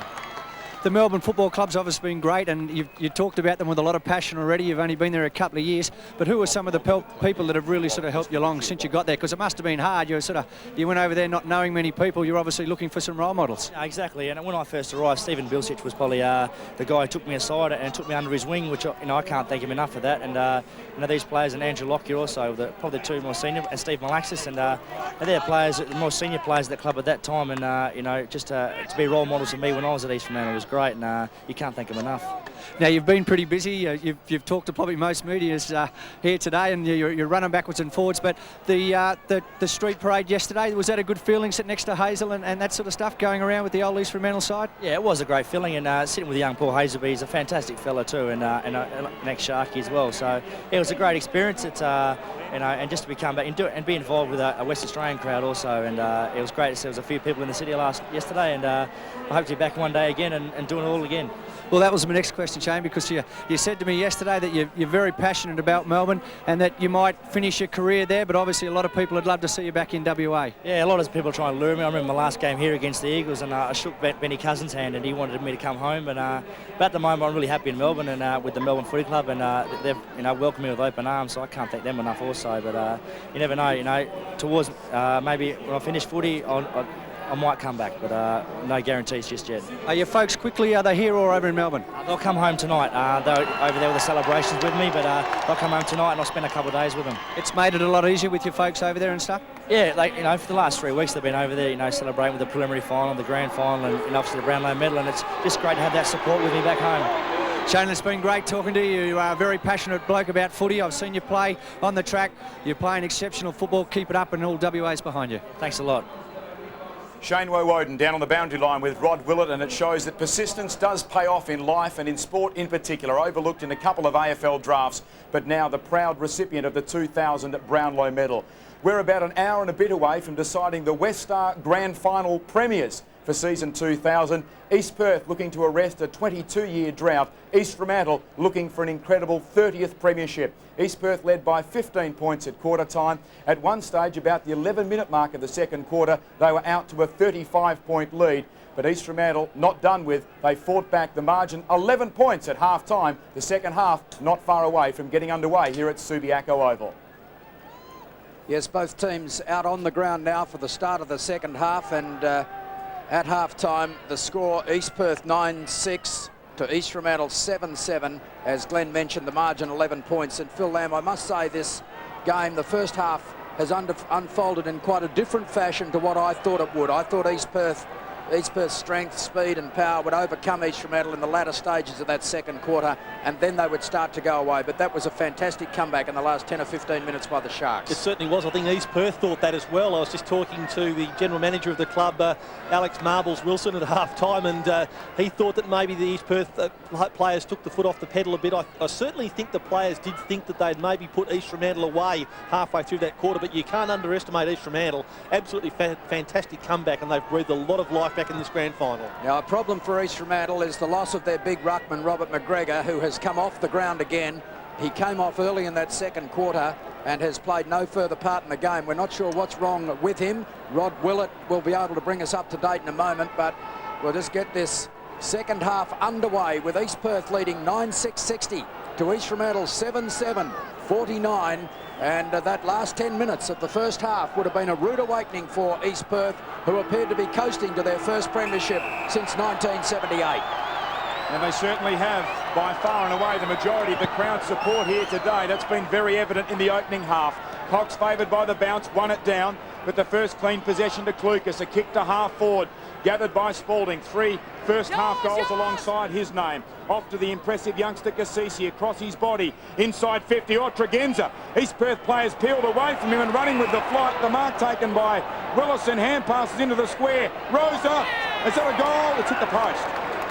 It may have actually come down off his knee as well. I'm not sure it actually came off his boot, but it went into the woodwork. And East Fremantle starting the third quarter the way they started the game, surging the ball towards the city end. In the first quarter, it was a goal to Spalding, and we see, in fact, knocked out of his hand by Waller and into the post for a behind. Boy, a goal there would have put the cat amongst the pigeons as Swan is told to hurry up. Gets the ball in the direction of Cox, and the big fellow, who I suspect is also injured, takes a very strong mark. He came off the ground late in the second quarter, and in the warm-up after half-time looked to be limping. Kicks back into the centre square. Chance at the back of the pack for East Fremantle, but stealing the ball away was Green, who hooks it back towards the half-forward line. The kick ill-directed, and a comfortable mark taken by Barnard. He swings it wide to Cox, who gets down well, and then kicks towards half-forward. 2 players caught under the ball, gives Devon Perry the run of it, gets inside 50. Wilson is the target. Good support from Ganaway, and he runs the ball close to the line. And it's free kick, in fact. Ganaway pushed in the back. He's had a bit of the fumbles, Wally. Yes, and a couple of times he's got away with it, as he did then. clears the ball outside 50. Chance for Morgan, who had a very good second quarter. Rosa goes off the ground, gets it up towards centre wing. East Fremantle still have the numbers. Marley gave a very good contest, but the numbers win out. The hand pass to Rosa just got to its target, and here they go again. Gasper, a long way down from half-back, kicks to half-forward, and Willison hangs in the air. He wants some movement. That's a shocking kick. That was intended for Tregenza, and it only got halfway. It's cut off by Knights. He's at centre half-back as he swings it to the wing. Marking contest, Tregenza running with the flight, in fact affects the spoil, knocks it to the centre square. Cassisi barges his way through, almost dropped the ball. Chambers gathers, Wooden dispossessed. Bilcich, he's got a player free in Spalding. Centre half forward by hand to Willison. Forced onto his right boot. Going out on the lead is Miller. Sport from behind by Holman. The boundary line, the best friend of the Royals' defence. And the ball to be thrown in. Yes, Leigh Willison's had 3 kicks in this quarter so far, Wally, but Rod Wheatley had a lot of them in the first half, didn't he? 23 disposals, 16 kicks, 7 hand passes. We'll just wait for this boundary throw in. 10 points the margin in favour of East Perth. The versatile Willison up against Cox. Willison running onto his left boot. Was he taken forward? No whistle. Wooden the tackler. Ball loose. East Fremantle trying to get it out, trying to hack the ball out. Chance here for Clucas, heading in the wrong direction. Hand pass gathered low down there by Bowden. His flying shot narrow all the way. A behind brings the margin to 9 points. Chambers 7 kicks, 6 hand passes for 13. Wallen 7 and 4 for 11. And Waller, Wooden and Haynes all had 9 disposals in the first half. For East Fremantle, Bowden 11 kicks, 3 hand passes for 14. Swan brings the ball in, looks for Cox again, as well he might. The big fellow takes another good mark, scrambling the mark. Hand pass to Barnard, who's pushed off the kick. That will give East Fremantle some sort of a chance, but they've done well, East Perth. And Wooden provides the run from halfback, taking the Ridley hand pass. Kicks long in the direction of Hutchinson. He's outnumbered 2-1, and the East Fremantle defenders get it over the line.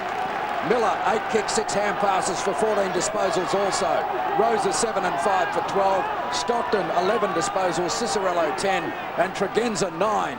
But the poor return of 2 goals 5 for Rod Tregenza. He needs to kick straight to make sure that East Fremantle stay in this game. Nani kicks the ball into right towards right full forward for East Perth, but the ball bounces out of play. While the ball's being retrieved, Rod Wheatley used from the boundary. Yes, mate, just to let you know what's happening down here with Leigh Willison and Morgan. Wayne Blackwell does this often. He takes the big guy off and McGregor sits him on the bench and tries to get some run through those 2 bigger blokes. And Cox is staying out there at the moment because he's trying to get the mismatch, and it's all happening between the coaches down here. Well, the problem is Cox is dominating the ruck, so let's see how that unfolds. Chance for East Perth, taken by Nani, not 10 play on the call. And the ball is thumped across the boundary line for a throw-in at right full forward. Yes, critical part of the game now for East Fremantle. If they can just hang on here. Throw-in, deep in that right full forward pocket. Morgan in front, Nani over the top. Opportunity there for Munro. He couldn't control it, close to the line, and it's forced out for another throw-in.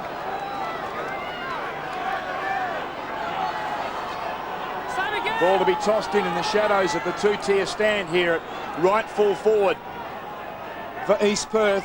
A lot of players milling around it. The ball knocked back towards the boundary line. Hutchinson gathers, running out of room, loses his footing. Threads the hand pass to Knights. That's not 10 metres. Haynes beautifully stripped of the ball by Kerr. And the football pretty willing at the moment. Another boundary throw in. Yes, it certainly is, Glenn. Both in such an important part of the game for both sides here. 9 points the difference, and the initiative from here on in is critical. Ball tossed in. Hutchinson, in fact Nani it was, misses it, running onto it. Knights heading in the wrong direction. Hand pass to Cox. The big ruckman goes forward and has missed everything out on the fall. And you'll see in a moment Gasper wearing Guernsey number 5. Obviously had some blood on his Guernsey. There he is picking the ball up. So he's wearing number 12 at the start of the game. Don't be confused. Damien Gasper, spotted by Wally Foreman, wearing number 5 in the second half. So East Fremantle desperately defending over the last 2 or 3 minutes. They trail by 9 points on the scoreboard. Gasper flirts with danger across the defensive goal mouth, but finds Morgan. Morgan at left full back. Hand passes to Ganaway. They're trying to break the East Perth defence or the forward line up. The forwards defending at the moment. Barnard up over the top. Rosa was tripped. Free kick to East Fremantle. They want to play on, but the umpire is telling them they have to bring it back. Bilsich was loose. We say it every week, don't we? But the inspirational value of Wayne Rosa, you just can't put a value on it. Wayne Rosa just behind the centre line. East Fremantle clinging in this game, just sticking at the moment. Marley pulled off his hand pass. Cassisi was almost legged. Chips it down to the half-forward line. Bilsich unattended. Bilsich long now towards centre half-forward. Tregenza!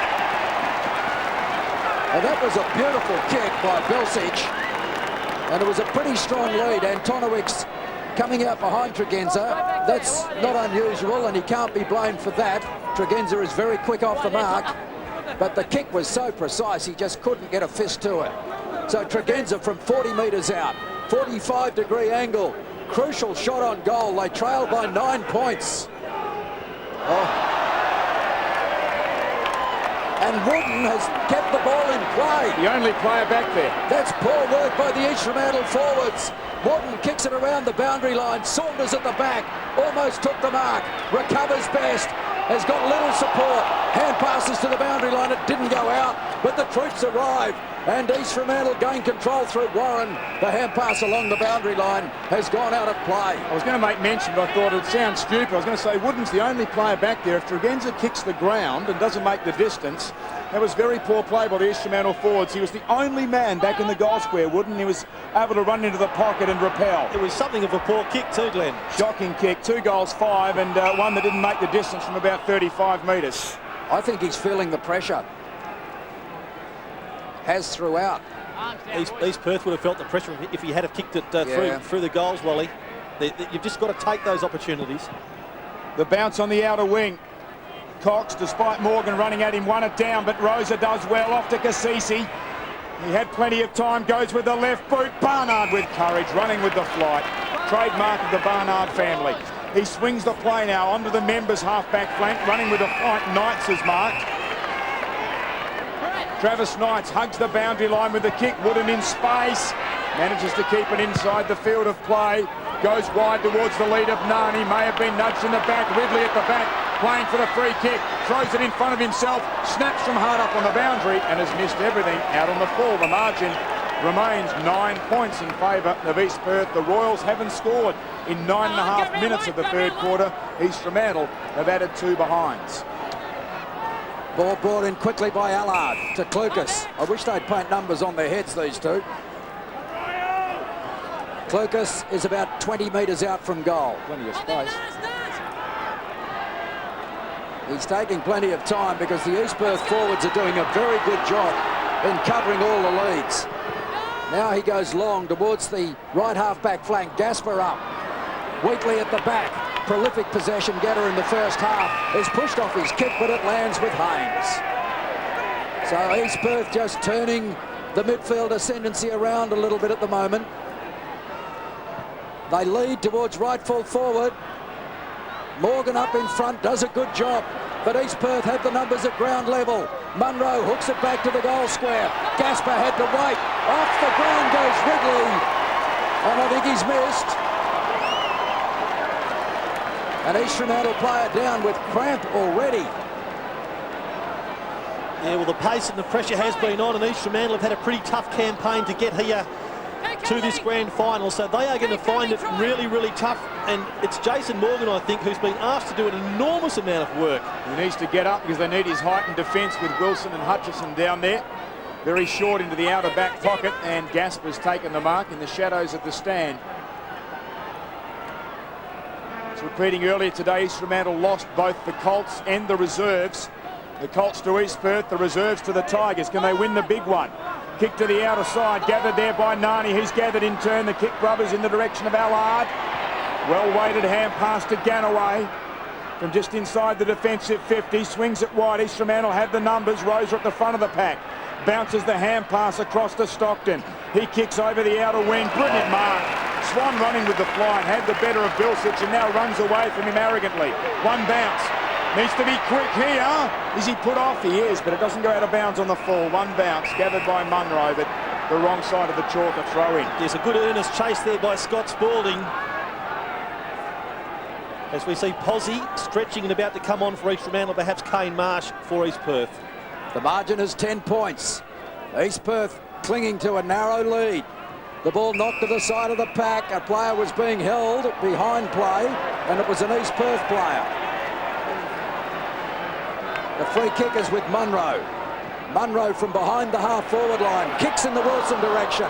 They're doing a much better job on the key East Perth forwards at the moment. As the hand pass from Allard is good.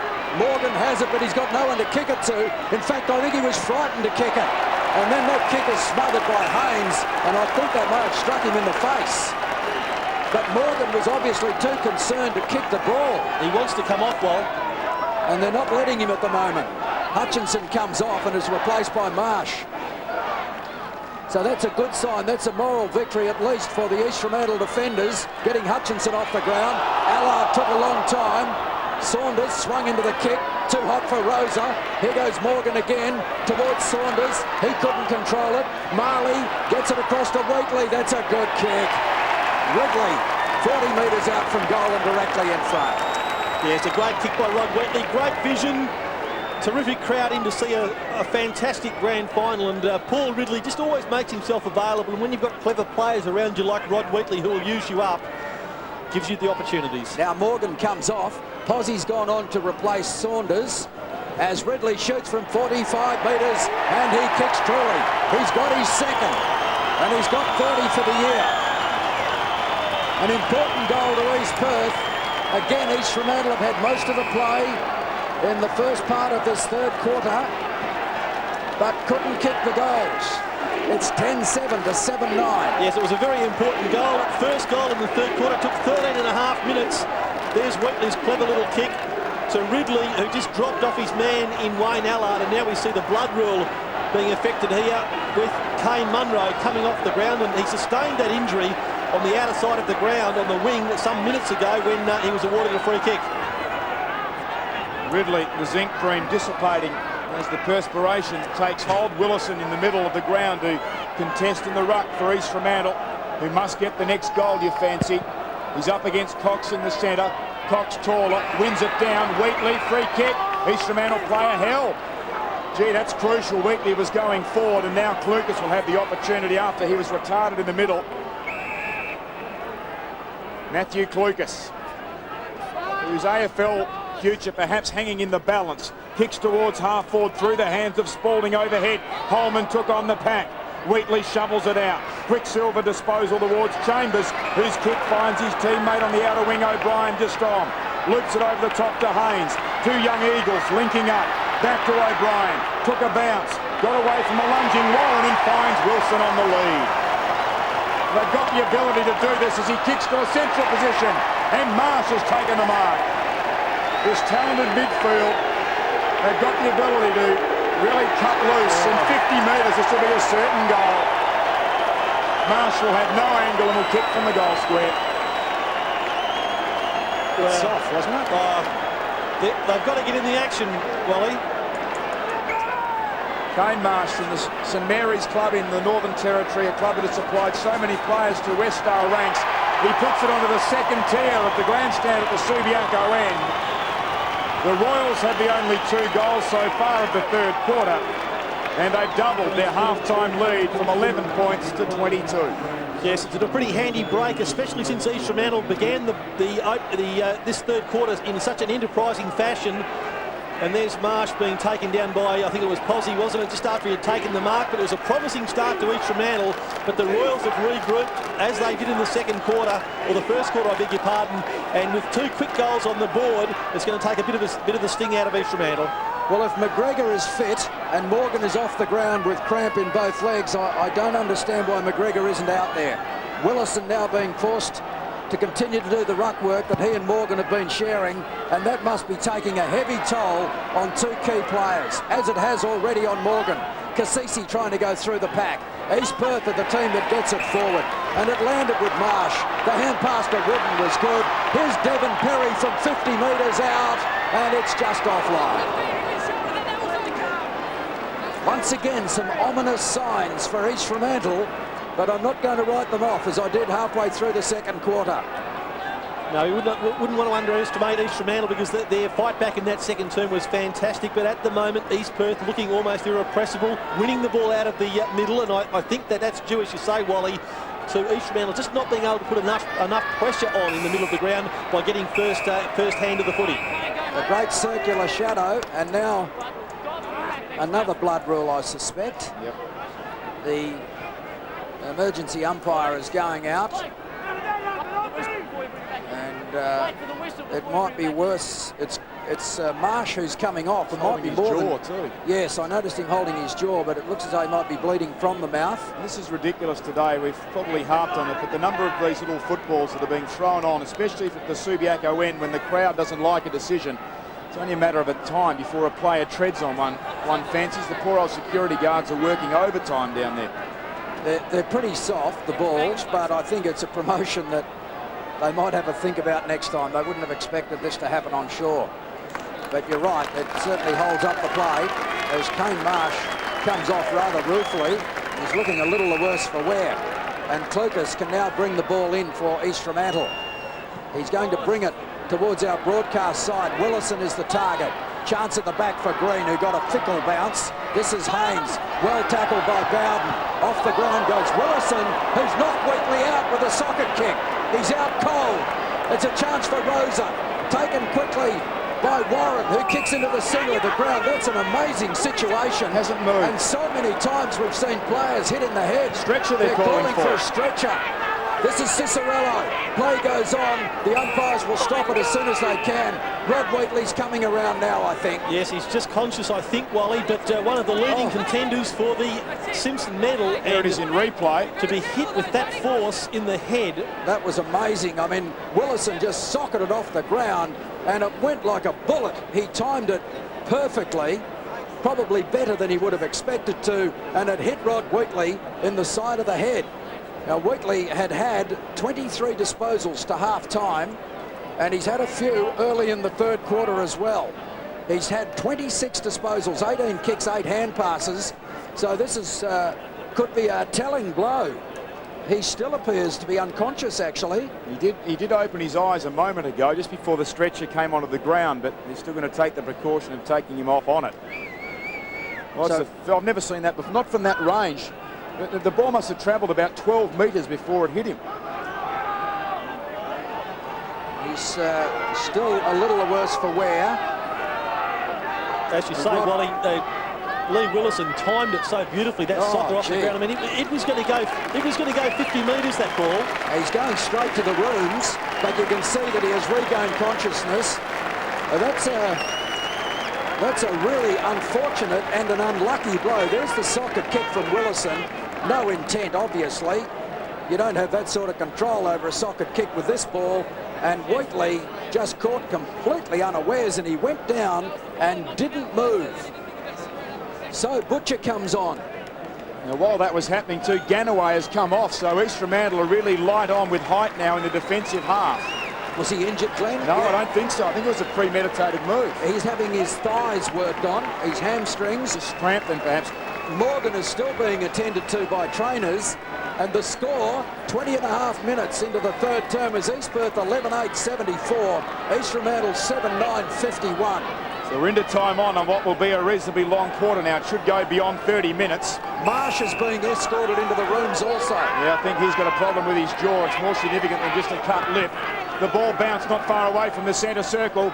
Cox won it down for East Perth. At the back of the pack, Wooden took his eyes off the ball. Has a chance to recover. Tries to burn off Clucas. He's done that successfully. Props. Penetrative drop punt to centre half forward. Wilson crashes the pack. Could have almost given away a free kick. He didn't get hand on ball. Cicerello fed the hand pass to Allen, who goes looking for a teammate who has copped a high one there, Stockton. Bowden just came off a moment ago for East Fremantle as well. Stockton goes towards the leader. Tregenza took Antonowitz under it. Miller there, sides his way through, shoots and has missed. Great running persistence by Marley, just did enough to make his presence felt coming in from the right of Chris Miller and forcing him the wrong side of the goalpost. Down to Rod Wheatley. Yeah, just to let you go what's happening down here, Jason Morgan, they can't get him back on the ground. He keeps cramping up, so they've thrown McGregor into the forward pocket, and also Kane Marsh has gone off. Looks like he's got a fractured jaw, so a double whammy, losing Wheatley as well. The mark taken by Knights. Now with Swan, and he's caught.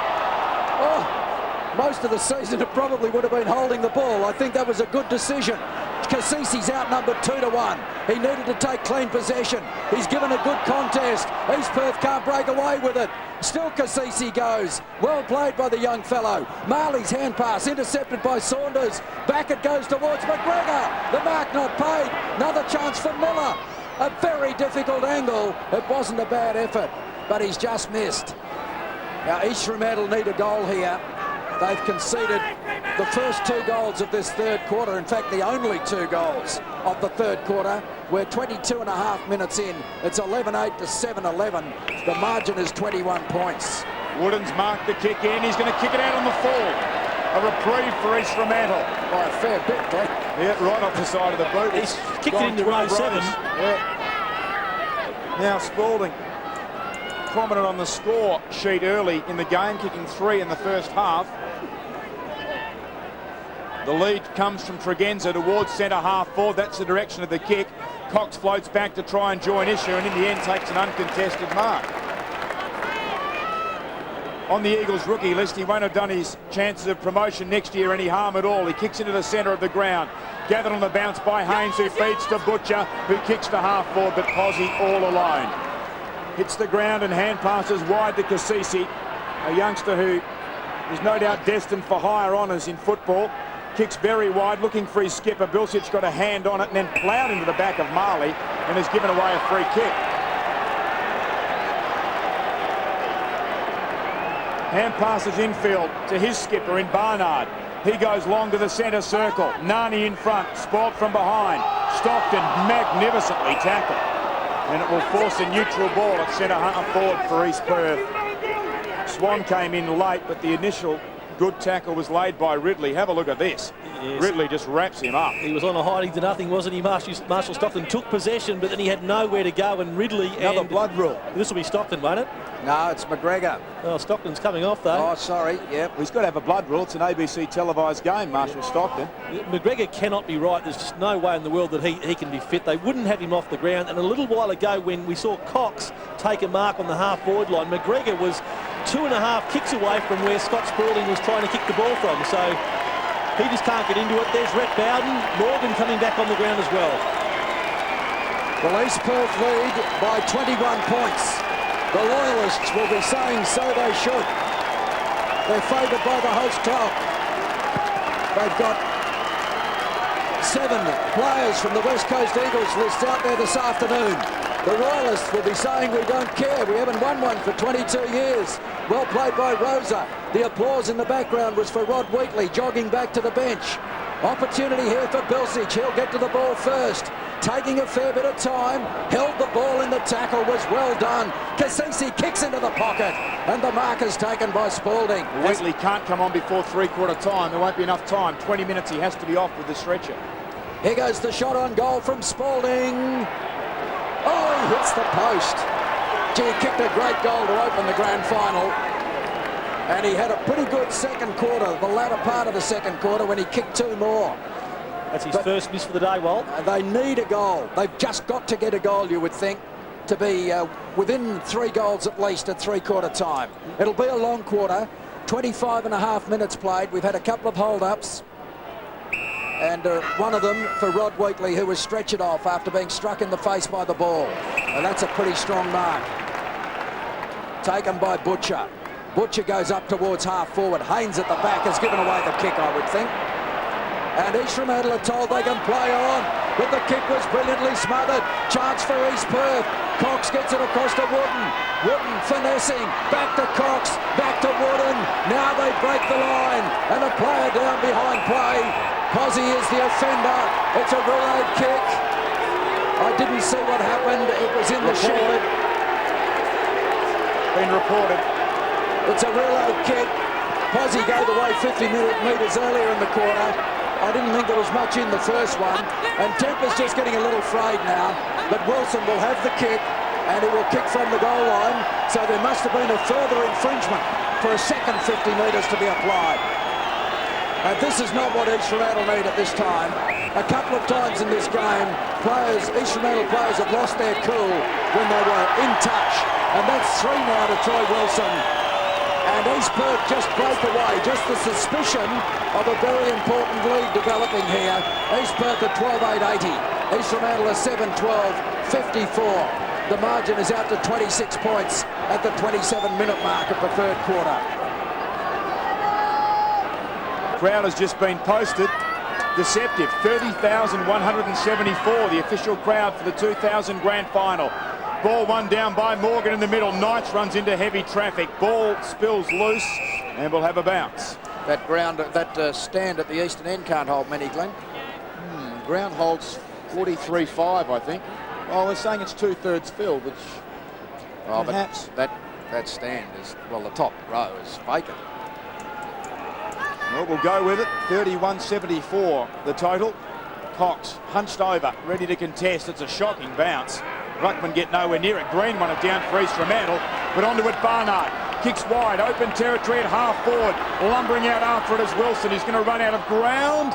He kept it in, but only for his opponent Kerr, who gave it to Warren, who backs his pace. Good shepherd by Vilsic.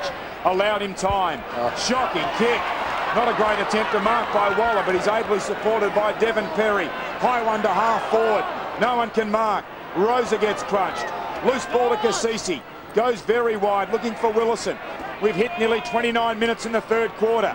The hand pass went back towards Bowden. This is Klukas, long. Antonowitz in front, got a hand on it. Tregenza leaves it for Miller in the end, tracking it towards the pocket. He's looking for options infield. Didn't get any traction, slipped over. Bit reckless by Antonowitz. Spalding is at the bottom of that patch. The umpire will bounce it. Gee, Miller's having a lot of trouble getting into this game. They're playing him right up deep in the forward line. He's kicked 2 points in this quarter. I know he's a burst player, but they need a lot more from him. Haynes coming off for East Perth. Wallen going on. East Fremantle need a late flurry, as they did just before half-time. They trail by 26 points. Green gets through the traffic, snaps on goals. The bounce important, another poster. Well, they've cannon the ball into both goalposts in recent times. First by Spalding, that one by Green, and this quarter they have kicked 6 consecutive behinds. Obviously Royal supporters there finding the funny side of that, but yeah, a couple of missed opportunities. A bad one by Tregenza, 2 posters, and then some undisciplined play that's conceded a goal or 2. 20 scoring shots apiece, yet the margin is 25 points. Swan brings the ball in. He goes in the Cox direction. Up over the top was Morgan. He has trouble getting to his feet. He's cramped badly. He's done a power of work this afternoon. Jason Morgan called into the ruck and has played in various positions. Andrew Lockyer looking on, the West Perth coach. Ball back out over the line. What a remarkable record for Tony McHale. His 3rd successive grand final in West Star football with 3 different clubs. I doubt that would ever have happened previously. And he's looking for his 2nd premiership. There's Ken Judge, the West Coast Eagles coach. Coaches everywhere.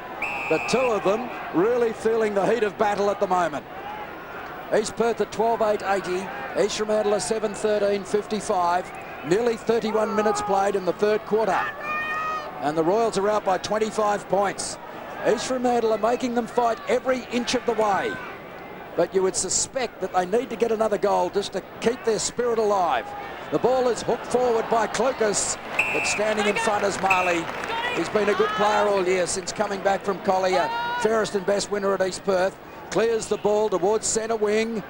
Good mark, very good mark. Taken in front by Munro. He's at centre wing. Goes up onto the wing itself. Finds Chambers. East Perth just steadying things down a little bit. A long kick to the 50-metre line. Wilson was the target, but a good mark taken by Casey Green in front. Now, not many options, and that's a dangerous one. Morgan is the target. Ridley was there. Ridley's recovery is best. Morgan gets back into the contest and does enough to give Rosa a chance. The hand pass was intended for the boundary line, but it didn't get there. Back to Morgan. I don't think Jason wants it. Gets a kick of sorts away, and it's all East Perth. Barnard stands his ground, not with any confidence, loses the mark. Players go in on top with Barnard, and in turn on top of the ball. And we're going to have a bounce at left centre wing. They're very tired players out there already, both the players from both clubs. It's going to be a late finish to the grand final. 25 minutes to 5. We haven't hit three-quarter time yet. Cox has his colours lowered then by Morgan. Courage shown by Barnard. His hand pass will be picked off by Bilsich. Just backward of the centre circle. We're hitting the 33-minute mark shortly as Bilsich goes to half forward. Willison off hands. Can East Fremantle find a target? Bowden lurking, takes the mark. And he must goal, you'd think, to give the Sharks some momentum going into the last break. Well, he's an experienced player, Glenn, there's no doubt about that. Rhett Bowden. Has anyone learnt here? No one is going to go back in the goal square. We saw Wooden steal it away when Tregenza from this distance missed. There's the siren. This will be the most crucial kick of the game to date to make the margin 19 points. Swan's gone back on the goal line. Shoots and has goal. Breaking a succession of 6 consecutive behinds in the third quarter. They get their first goal, the Sharks, after the siren. They have now, at three-quarter time, had one more scoring shot than their opponent, yet they trail by 19 points. East Perth 12-8-80. East Fremantle 8-13-61. Paul, East Fremantle have been able to run over sides in the last couple of weeks. Does that worry you? Well, it doesn't worry us. We've won, 16 out of our 18 last quarters this year, so we think that's a strength for us. But, I mean, East Fremantle are just such a persistent side. They're always going to be at us, and we come here expecting that. So hopefully our form in the last quarter continue on today. Leigh Willison and Jason Morgan trying to get the mismatch on Cox in the middle. Yeah, well, they've got a little bit of run out of Morgan from the midfield, and we've had that to contend with today. And, hopefully Coxie can stand up and have a big quarter for us. Thanks, Paul. Paul Pios. And there is Dean Cox. His team leads by 19 points as we get set to start the final quarter of the 2000 Grand Final. Jason Morgan to oppose him at this centre bounce. And the crowd is very vocal. A pretty good turnout as it's turned out. Morgan up. Cox at the second attempt. Morgan at the third. Just can't get the ball away cleanly. He had another chance. Players in on top of the ball, and there's going to be a bounce in the centre square. East Perth at 12-8-80. East Fremantle are 8-13-61. The umpire just saying he didn't care who came up with the footy as long as he got it. Well, the players very, very slow even now to get to return to their feet. East Perth have been the dominant team all season. 15 wins, 3 losses. East Fremantle have got to this grand final via a very different route. They finished 4th and had to fight fiercely to hold their place in the 4. Ridley taps it cleverly over his head, but Allard gets back to it first. Tried to get it to Posey, missed with the hand pass, but gets the free kick anyway. Back here. Go round, Wayne, go round, Allard go round. in the left full-back pocket. East Fremantle will be striving desperately to get the first goal in this final term. The ball is on centre wing. Good tackle. No, it wasn't a good tackle applied on Waller. He's going to get a free kick. Waller from centre wing has Cox loose. Takes the mark at right half forward for East Perth. A little bit further out than right half forward. 2 good kicks from goal. Kick gets it inside 50. Allard in front of the pack. Didn't get into the contest. Chance at the back of the pack for Kerr. He didn't look, but it'll work out okay. The mark is taken by Bilsich, looking for his 4th premiership medal with East Fremantle. Spalding has it, but players have him from all directions. They're allowed to play on, and Marley knocks it to the line. Yeah, great effort by Stephen Bilsich. 3 premierships. He's been a great captain, and this week was inducted into the West Australian Football's 200 Club. Ball thrown in just forward of left wing as far as East Fremantle's concerned. Clucas goes through, gathered by Holman, ball loose. Stockton back over his shoulder. Willison in front, couldn't take the mark. Holman Zigzags through the congestion. Gives it off by hand to Perry. Loves the heavy going. He kicks wide towards half forward. Ridley gets a kind bounce. Then gets a nudge in the back from Allard as he grubbers it forward. Hutchinson fell to ground. Kerr slaps it out. Has Cicerello there in support. He's tackled. The ball will be bounced. You get the feeling that they can't afford to concede a goal here, East Fremantle. And in actual fact, the longer the clock runs, if they do end up conceding the first, the harder it's going to make it for themselves. So they really need to clear this ball away and get on the board early in this final quarter. Morgan flew and was nudged, according to the umpire, by Nani as he was in flight, and Jason Morgan has the free kick. Has been a great player for them today too. All season. Ex-Swan Districts player goes short, and the mark taken by Willison, who gives them so much versatility. Casual disposal to Morgan, who plays on by hand in the end. Bowden had a good final series, comes diagonally across the ground looking for Cassisi. Foot race on. Chambers gets back, unintentionally shins the ball away, but the Royal supporters won't mind that as Ganaway comes on to replace Brad Posey. It's been a good duel, the key, Cassisi and Chambers won, and certainly Cassisi had the better of it in that third quarter, I thought, after Chambers, one of the real stars in the first half. Yes, well, Cassisi didn't come on until into the second term, and he's done a good job on Chambers because he was dominant in the first quarter. It's a free kick in the ruck this time to Cox of East Perth. But as Glenn said, East Fremantle are living on the edge here.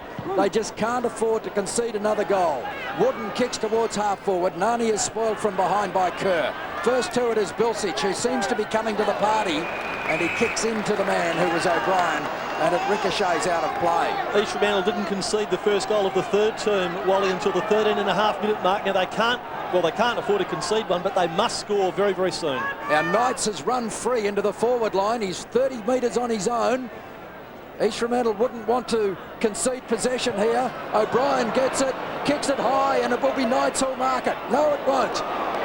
Gasper got there in the nick of time. Knights was just a little unlucky that that ball went so high. Had it got to him more quickly, then he would have taken a very easy mark. But now the forwards are covered. It's at least one-on-one. Throw in is about 35 metres around from East Perth's left-hand behind post. Nani gets it to the back of the pack, trying to open things up. Perry, tackled by Warren. Perry keeps the ball. Kerr smothers. That was well done. Tempted clearance by Bilsich was ineffective, and in they go to form another pack. What are you talking about? 5 minutes travelled, no score. In that third quarter, East Fremantle 1 goal 6. So just the 1 goal they've kicked since half-time. They went into half-time with tremendous momentum, kicking the 4 of the last 5 goals of that quarter. Ball bounced. Nani tries to win it forward. Does so a second time. Chance here for East Perth. Snapshot by Michael O'Brien has pulled it too far.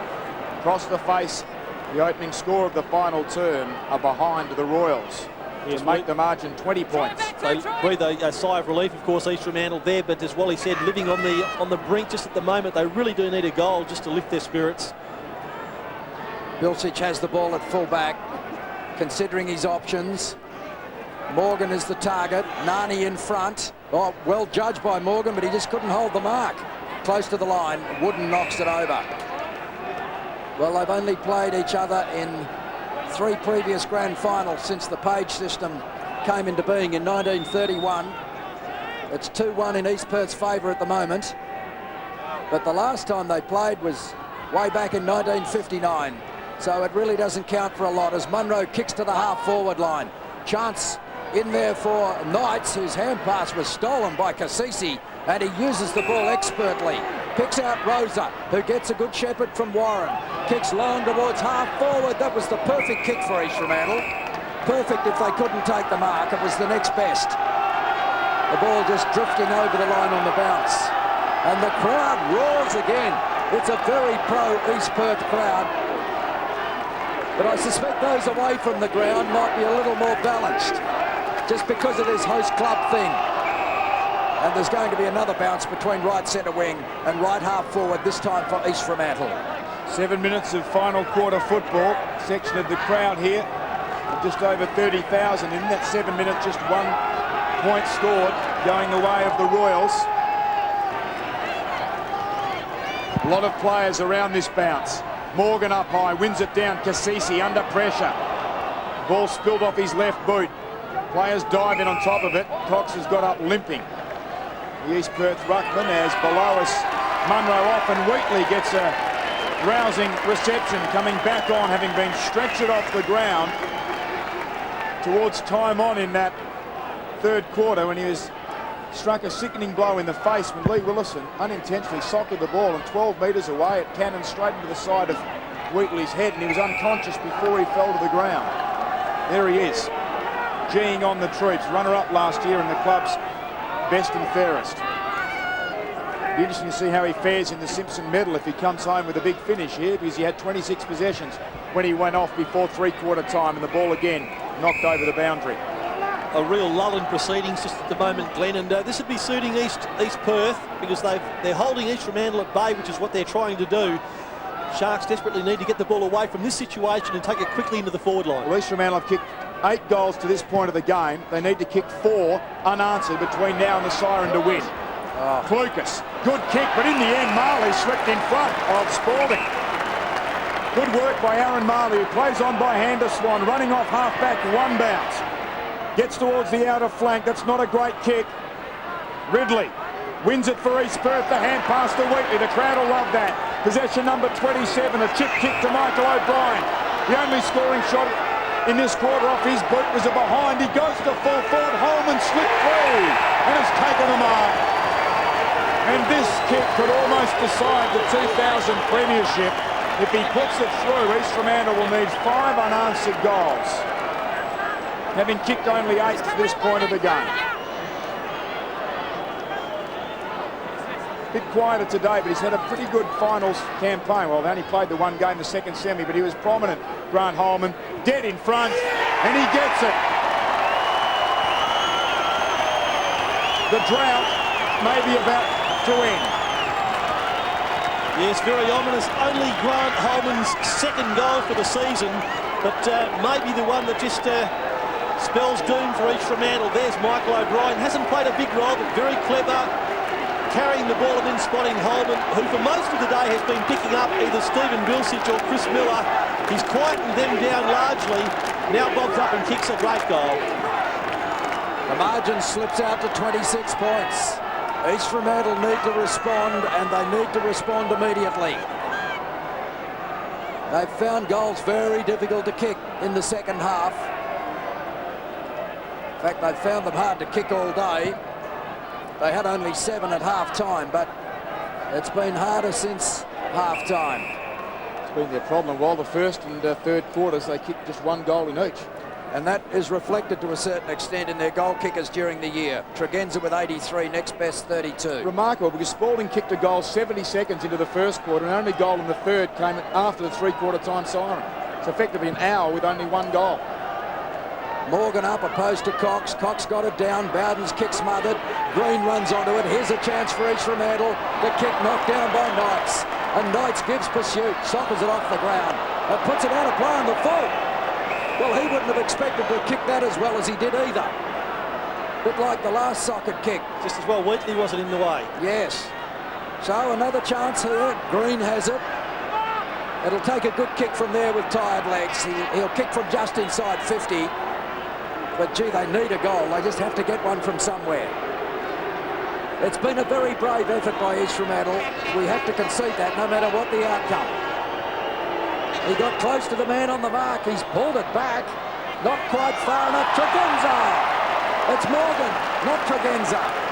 And that was a very good effort by a fellow who's played his heart out this afternoon. He's having a crack at the Simpson medal too, Wally. Yeah, well, he's on the basis of consistency, he must be in contention.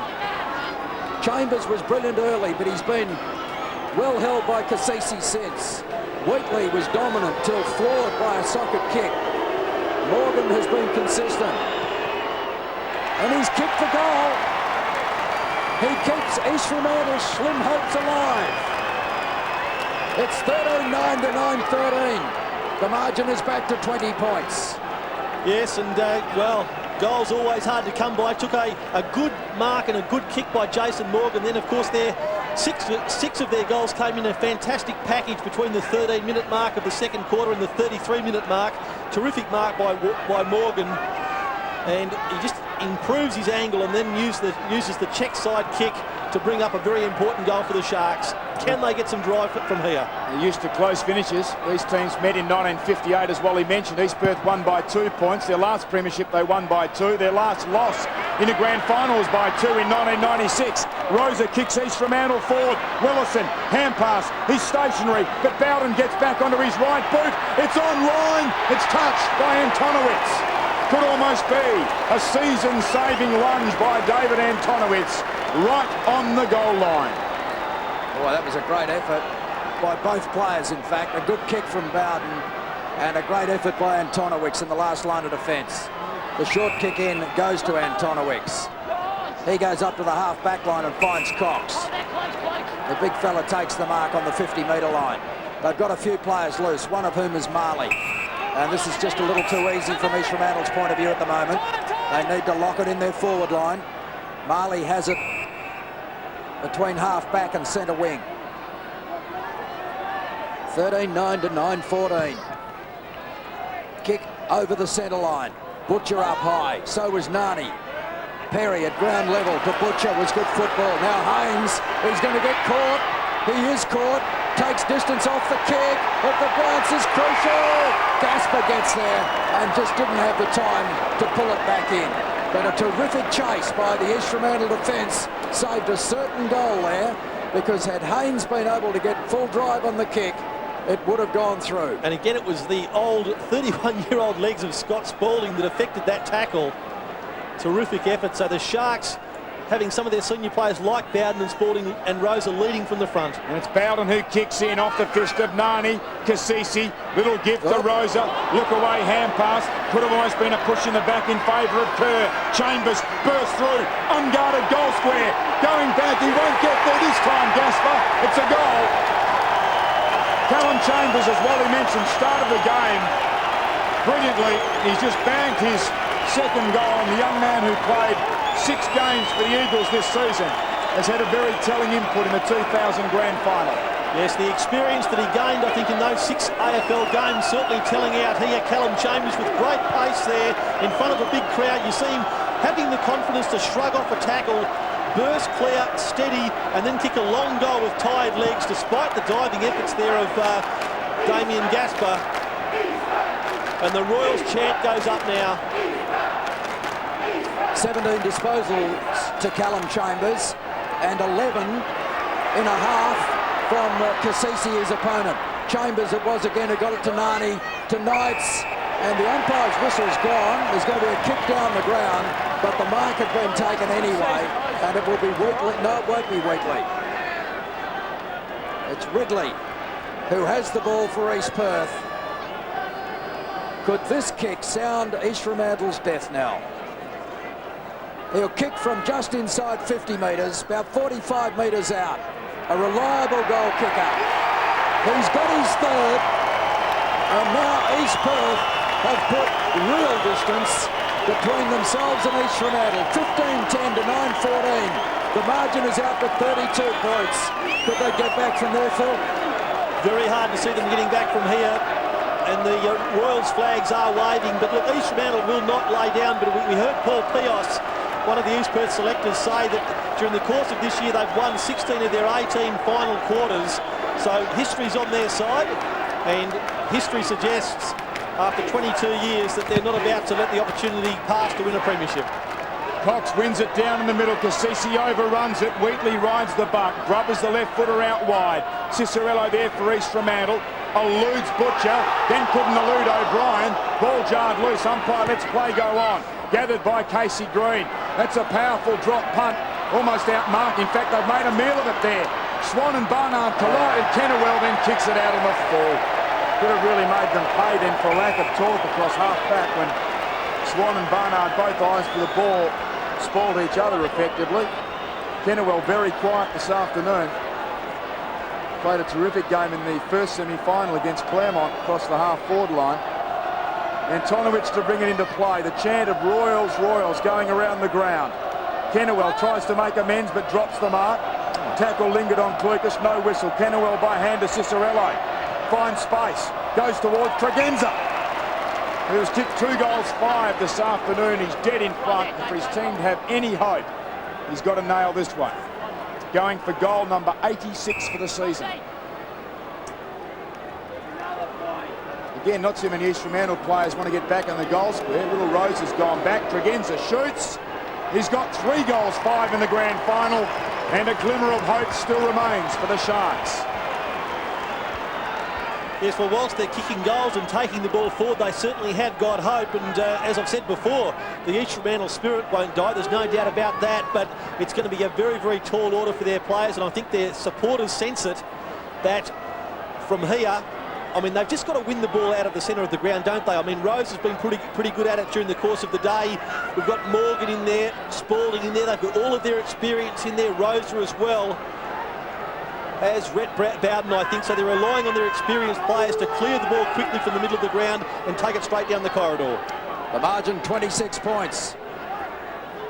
Morgan and Cox. Cox down to Chambers was a set play. He came screaming in off the square. Hurried kick forward by East Fremantle. Chance for them here, but the hand pass was straight to Wheatley. And Wheatley takes his time in spreading the ball wide towards the outer wing. Haynes was the target out there. Ganaway gives a good contest and gets it to Warren. Free kick to East Fremantle. They're called to play on. Hurried kick forward was touched. East Fremantle need a clean possession here, and it's not coming out. It's taken by Devon Perry, who was well tackled by Rosa. Still East Perth have it. It's stolen away again. Bilsich. Hand passes to no one in particular. That was Waller who got it along the line. And eventually it's knocked out of play. East Perth 15-10, 100. East Fremantle 10-14, 74. 26 points the margin. Just over 19 minutes played in the final term of the 2000 grand final. Decisive ruck knock by Cox, and East Perth had the chance to go forward. Poor hand pass though from Haynes, taken by Spalding. High, inside 50, but Barnard camps himself under the ball and takes the mark. He's only minutes away from joining his brother Paul, who won a premiership this year with Essendon. Jeremy Barnard, the skipper of the Royals, has a player free. Perry drops the mark, but has a time to recover. Just gets away from a lunging tackle. Kicks up towards half forward. In front, Ridley. Joining issue from behind was Allard, and the two have conspired to take the ball over the boundary line on the outer side of Subiaco Oval. We're about to enter time on in the final term. Very few clouds around Subi, but the drought could still break as far as East Perth is concerned. Waller slings it over his head blindly in the end. The ball is gathered by Morgan. Players peeled away from him. That gave him time and space. He went out wide to Bowden, who's gone on by hand to Spalding, who thumps it inside 50. Cox up and takes the strong relieving mark for the Royals. Just no support there for Tregenza that time. He was outnumbered 2-1. A hand pass to Swan. Swan in turn looks for O'Brien, and he takes the mark just inside the line. Green holding him up. Still time for East Fremantle, but you just wonder if they've got the energy left. Playing their third final, East Perth playing only their second. East Fremantle have had to turn out on 3 successive weeks. Oops! Tricky by half, too tricky. But he recovers the ball, O'Brien, and then kicks it straight to Morgan, and he's got time. He needs to kick a goal. He's on the 50-metre line. He has kicked a goal. That ball swung back left to right. I'm not sure that those players were committed to it. It looked as though he was going to go through for a behind. 2 to Jason Morgan. And again, East Fremantle just stay in touch. They're 11-14. East Perth at 15-10. The margin is 20 points. Playing the game of his career, I'm sure. Jason Morgan kicking 2 goals in this final quarter, and you're right, Wally. He moved the ball both ways there. Reminiscent of Terry Alderman at his best, and the umpire confirming there that that went straight, well, not straight through the middle, but it finished up going through the 2 uprights. And Jason Morgan, well, Wally, you know, their chances, I mean, the mind is certainly willing. He's doing the ruck work as well. The mind is willing. Will the body stand up to it? Security staff starting to ring the perimeter of the ground, but there's still time for East Fremantle. Cicerello's hack out of mid-air missed. Hack develops. And every little stoppage like this is greeted with a degree of glee by the East Perth fans. They are the team that lead by 20 points. We've played just over 22 minutes. A lot of players now in the centre square.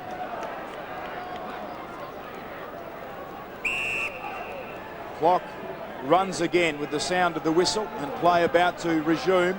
Morgan and Cox. What's happened? Oh, Butcher's gone down off the ball. It's been spotted by the non-controlling umpire, and East Fremantle players down as well. Collided. 2 East Fremantle players collided. Now, Butcher was taken away from that contest and was taken to ground. Good kick, though, by Butcher. He's found Haynes. Haynes plays on. Missing to the right, is it? No! That's the sealer. East Perth are going to win their first grand final in 22 years. Ganaway and Willison, the two men that collided in the centre of the ground. Willison's not sure where he is at the moment, but that goal, I think, is going to make it now impossible for East Fremantle. You saw there on the right of screen, Butcher actually instigated that. He ran away from where the ball was into Rosa, and all Rosa really did was fend him off, made contact with his head. I'm sure about that, and that's what the umpire saw. Gee, it was critical because East Perth took it down there, and as you say, Glenn, probably kicked the sealer. But you also saw off the ball, Ganaway and Willison colliding. Centre bounce. You would think that East Fremantle's race is run. Cox gets the ball towards the half-forward line. Ganaway, brave as ever, pops the hand pass over to Cassisi. He's grown in stature during these finals. Kicks up towards centre wing. Good mark to Green. Played on. Gets it to Rosa, who couldn't control it, and they've turned it over. Green did the right thing because time is crucial for East Fremantle. Here's another chance for Cicerello. Took his eyes off the ball. Gets it to Kerr. Kerr with little support. Gets it towards Willison. Willison's down again. It comes eventually to O'Brien, who gets it to Cox. Cox swings it out wide where Wooden is unattended. And he will run the 50 if he wants to. Goes long to Ridley in the pocket. And Ridley's taken the mark. What a great kick. It was a great kick. Ridley took the mark, dropped it. The umpire was slow to pay the mark, but eventually did. I think he balances it on the back of his head, though, Wally, doesn't he? It didn't even hit the ground. I mean, that's quite remarkable. I'm not sure that it didn't after that, but he's played back on and he's found Nani at centre-half forward. Come round 2 Nans. So the margin is 26 points at the moment, 24 and a half minutes into the final term, and Nani will shoot from 40 metres out and directly in front. He's hit the post. A reprieve for East Fremantle, but I suspect the death sentence is going to be carried out anyway. Well, they've been very gallant, no doubt about it, East Fremantle. Tight first semi-final where they prevailed over Claremont. Another hard game in the preliminary against Subiaco. This has been tough for them. Kerr down the middle, Cicerello marks, turnover. Butcher has taken the lateral kick by Cicerello. Hutchinson under it. Crashed into from behind by Kerr. Nani can have another go. This won't register any score. His last one hit the post. That one's gone out on the full. Wouldn't have mattered. Gasper took the mark. It was going to be an East Fremantle ball anyway. But the judge to have cleared the line rather than a clear mark. Gasper to the outer half-back flank. Nani nudged under it. Willison takes the mark. Pops it out very wide. Kicked it too fiercely in the end. Made it difficult for Stockton, who now couldn't beat Swan. It's gone over the line for a throw in. There's Stockton with his nose bandaged. I don't think we've seen an East Fremantle game this season where Marshall Stockton has not left the ground with the blood wound. Ball thrown in. Willison, Nani. Nani took a fresh air round arm right at it. A pack develops, and all this is in favour of East Perth. They're home now. We've gone past 26 minutes, and they lead by 27 points. Yes, and they're enjoying it now, the Royals, because you can hear by the chant of the many, many Royals fans that are here today. They're just singing out the Royals chant, and the East Perth players can hear it. The supporters are enjoying it, and certainly the players will be enjoying the dying minutes of this grand final. They'll be really savouring it. Crowd of 30,200. Nani wins it down. Spalding knocks it forward for East Fremantle. Swan overruns it. Trying to get it out by hand is Kerr. He can go nowhere, and the ball to be bounced again. There's Tony McHale, as we said, coaching in his third successive grand final at his third different club. Now, this will be his second premiership, having previously succeeded with East Fremantle. Missed out last year with Souths. Knocked on by Butcher for East Perth. Tapped down by Knights. Just missed the target. But they've still got some run, East Perth. Taken away by East Fremantle and hooked back to half-back. But Ridley is there to take the mark. Been a valuable foil to the big forwards this season. Paul Ridley, Hutchinson and Wilson, the key goal kickers for the Royals, but Ridley with 30 for the year's been handy. The ball off the side of the boot, and Ganaway, unable to take the mark, gets the ball at the second attempt. Butcher deep in the pocket.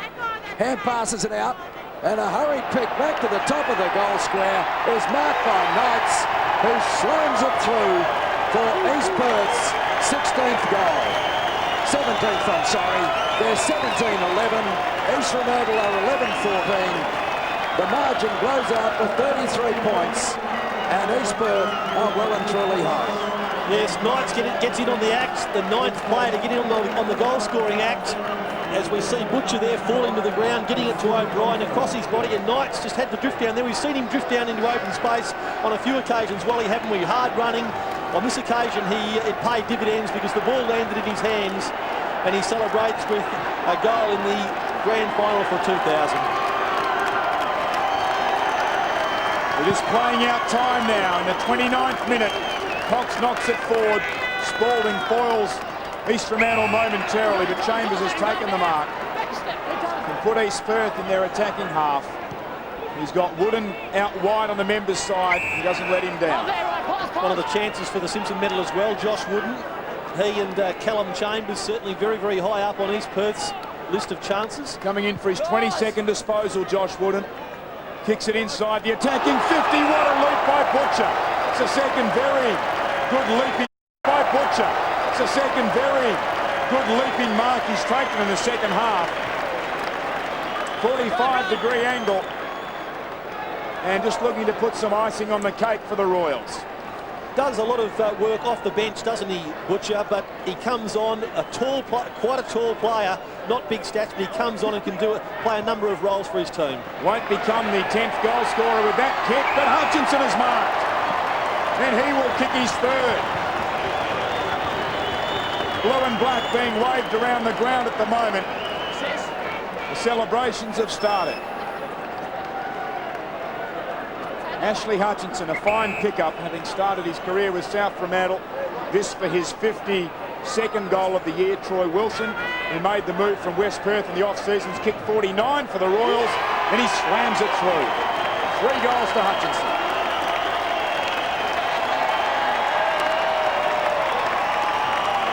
Well, certainly one of the players who started it for East Perth today. In the first quarter, he kicked 2 goals, and his first quarter was quite superb. He attacked the ball fearsomely and fearlessly, taking good marks and breaking over open packs. And now he chips in with his 3rd goal. It's the first one since quarter time, but he's really provided some direction for East Perth and straightened them up when they've gone into attack. The margin out to 39 points. It's game, set and match here at Subiaco Oval. 30.5 minutes played.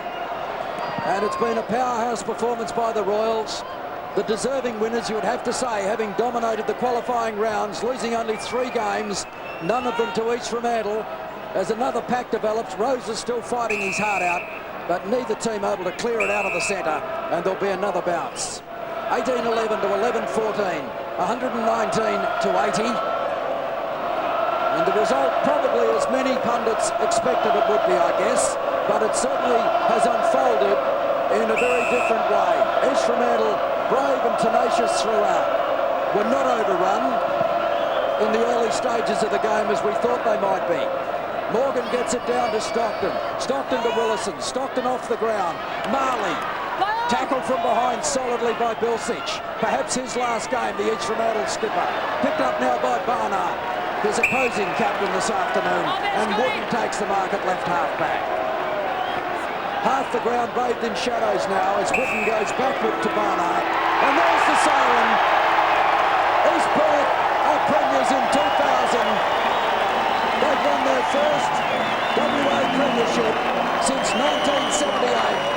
And Jeremy Barnard is very emotional. East Perth 18-11, 119. East Fremantle The margin in favour of the Royals is 39 points. And what a massive week for the Barnard family. He's just stuffed the jumper under the ball under his jumper. He wants it as a souvenir because last week his brother Paul won a premiership with Essendon. Today Jeremy Barnard has captained East Perth in their drought-breaking grand final victory. Swan launched himself already. The premiership caps are being brought out for the East Perth players to don. There he is. He's not about to give birth, Jeremy Barnard. He's stuffed the ball under his jumper. And what a day for Royal supporters. They came so close in 1996, beaten by 2 points by Claremont. And today they have won by 39, 18-11 to 11-14. And the celebrations will be long and loud at Perth Oval, but spare a thought for East Fremantle supporters. They lost the Colts today to East Perth, the reserves to Claremont. They've lost the league to the Royals as well. So 3 grand finals and yet no trophies for the cabinet at East Fremantle for season 2000. Great effort though by the club, wasn't it, Glenn, to get to 3 grand finals in each grade this season. Unable to pull off the big one, but a fantastic effort by the Sharks, but just deserved by East Perth because they were the trendsetters this year. They were the powerhouse team, and on the day that really mattered, they prevailed in fine style. Well, they certainly have had the bulk of the crowd support here today. 2,000 premiers, they are indeed. A premonition, perhaps that banner has proved very correct. We're about to come up towards the medal presentation dais in the centre of Subiaco Oval. There's some of the faithful who have been through some pretty lean times over the past 2 decades. They're all staying to see the premiership medallions presented. The team is huddled right in the centre circle. They're probably going to sing the theme song. They've all been given caps which denote the Royals are premiers for season 2000. Always disappointing for the losing team, but I think it's all part of the learning process, and well, knowing how to lose makes you appreciate how to win. Disappointed East Fremantle players there, but they would have to be really proud of the way that they finished off their season after almost looking as though they're going to miss out on the 4. They really had to defend that position, didn't they? They did, and then a hard road into the grand final. Well, they made it. They weren't able to walk away with the chocolates today. That was perhaps preordained for East Perth to do it after a very, very strong year. And as we said, the first team since Swan Districts in 1983 to make it from the first semi-final to the grand final. They've fallen 1 step short, East Fremantle, but nevertheless a pretty good effort. Paul Pios at the top of screen a moment ago with Jeremy Barnard. The East Fremantle players continue to remain on the ground. Let's go down to Rod Wheatley with one of the stars today, East Perth's Josh Wooden. Josh, great win. How's it feel? Oh, it's fantastic, mate. It's my first grand final, and yeah, the boys played really well today. When you come to WA, you went to a few clubs. It must be great to be with a traditional club like East Perth. Yeah, I've been to 3 clubs now, and this year's just been fantastic. You know, they've helped me out a lot, and yeah, it's been great to come away with the grand final. You were favourites all year. You played good football. You deserved to win. But how did you go into the final today? Yeah, we were pretty confident, but we knew East Fremantle would stick at us all day, and you know they play well, and yeah, the boys just stuck at it, and it's fantastic. They got a bit of a jump on you early, and the midfield was going really well, but then yourself included, and a few of the other East Perth boys just got over the top of them. Yeah, that's right. We knew our finish would get us through. You know, the boys had a pretty hard pre-season, and yeah, we knew we'd come away home with it. Yeah. You can't knock East Fremantle. They just kept on coming back at you. I thought you might have had it won there in the second quarter, but they just kept coming back. Well, that's right, yeah, they did, and to the boys' credit, you know, they fought on, and yeah, it's fantastic, yeah. Well, mate, well done, enjoyed, and there's a lot of people here. Have you got anything you want to say to the supporters that have been loyal throughout the whole year to you? Yeah, it's fantastic support, and thanks a lot for coming down today, and yeah, it's been brilliant. Thanks. Thanks, Josh. Josh Wooden out in the middle. The roar a moment ago is for the security guards putting on a wallaby-like cackle for an intruder that's run out into the middle of the ground. We're about to have the presentation very shortly. The Simpson medal will be decided. Well, statistically, who's in the running? Well, Rod Wheatley's got to be a chance. He had 30 disposals, 21 kicks, 9 hand passes, but went off the ground on a stretcher midway through the third quarter. and missed half that term. So whether or not that will damage his chances remains to be seen. Josh Wooden, whom we've just heard from, was next best in terms of disposals for East Perth.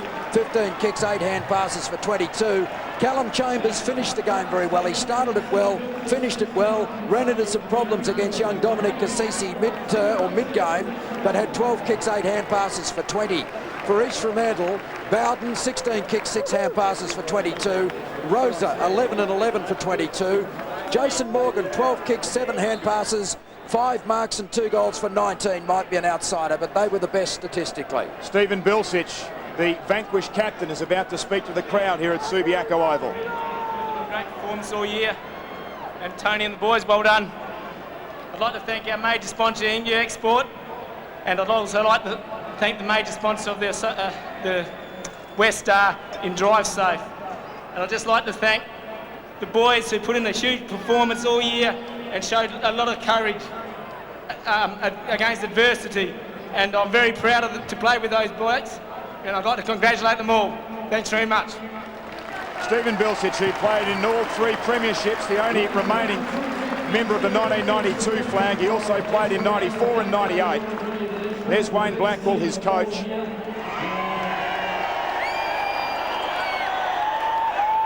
Started his coaching career with the Perth Football Club. Very steely-eyed at the moment.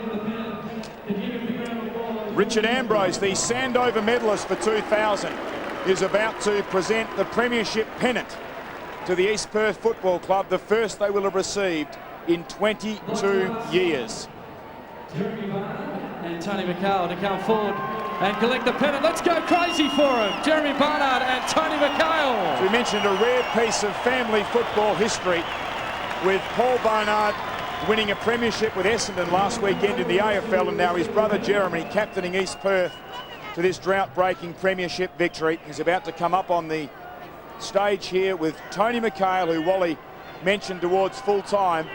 East Fremantle premiership coach in 1998. Runner-up in the grand final with South Fremantle last year, and this year a premiership coach with East Perth. And the Sandover medalist for 2000, Richard Ambrose, about to hand over the premiership flag.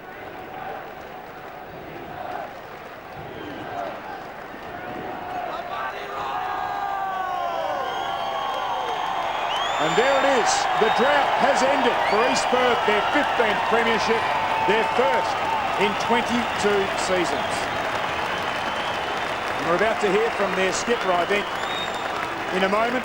He's come forward to the microphone, though, so the press photographers can snap a picture. And there are the medallions that will be presented shortly to the team of 22 today.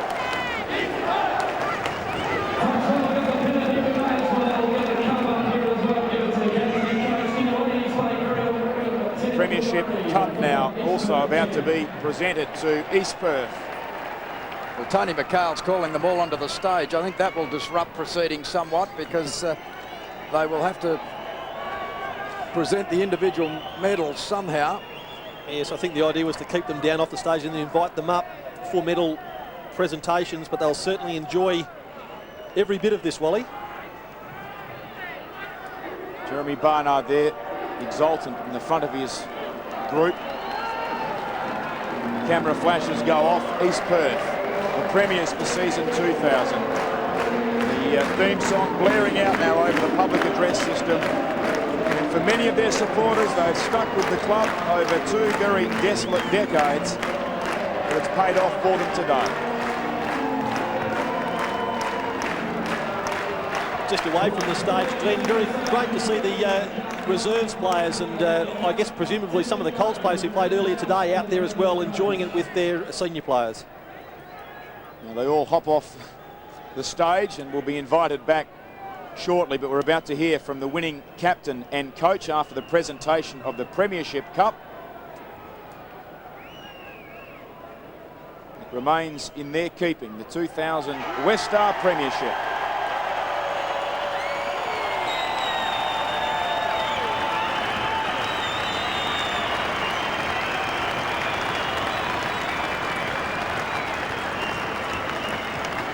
I guess we should also reflect on this moment too, the tragic loss the club had just after their 1996 grand final when Jeremy Silcock tragically died on an end-of-season trip in Bali, and the team certainly was steeled in the season after that, and today it has come to fruition, and no doubt Jeremy would be very much in their minds.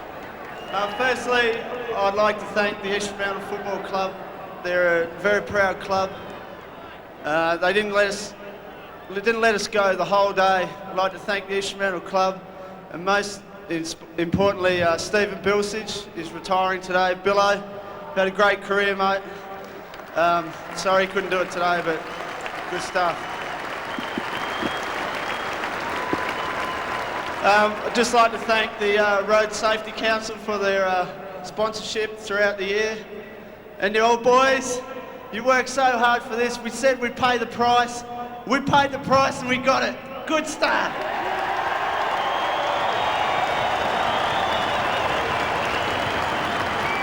Not too sure of the order of formalities here, whether we'll see the Simpson medalists before the individuals. No, they're going to go through the medallions, I think. Rod Wheatley is the first to be called forward to receive his premiership medallion. Wearing number 8, Aaron Marley. Aaron Marley, a former best and fairest with the club. A great East Perth champion presenting the medallions to Wearing Glen 9, Ince, Andrew Kilmurray. Walland. Sandover medalist. Aaron Marley, Andrew Walland has just been announced as Wearing well. 11, Paul Ridley. Paul Ridley kicked 3 goals today to give him 31 for the season. Yeah, good game by Paul Ridley, wasn't it? You know, he was always Number there 12, on offer. Kane Marsh. Kane Marsh, a recruit from the Northern Territory from the St Mary's Club, like his teammate Devon Perry, and also East Fremantle's John Kerr. Number 13, Ashley Hutcherton. No, Kane Marsh, the broken jaw, we suspect, not out there to receive his medallion. Ashley Hutchinson, 3 goals today. Yes, 52 for the season. Paul Pios has just collected Kane Marsh's premiership medallion. Has been announced to the crowd that he did receive a broken jaw earlier today. Probably in hospital, so it's sad for Kane Marsh. Troy Wilson, 100 games today and consecutive premierships, having played with West Perth last year. Josh Wooden, one of the fancies for the Simpson medal, 45-game Eagle veteran. Kane Munro, who made his AFL debut towards the end of the season with the Eagles, played rounds 21 and 22. And chipped in pretty well today too when he had the opportunity. Callum Chambers, who started the game brilliantly, ended with 2 goals. Another chance for the Simpson medal, you would think. Shane Narney, who did a power of work in the ruck in that last quarter, cross half forward for East Perth.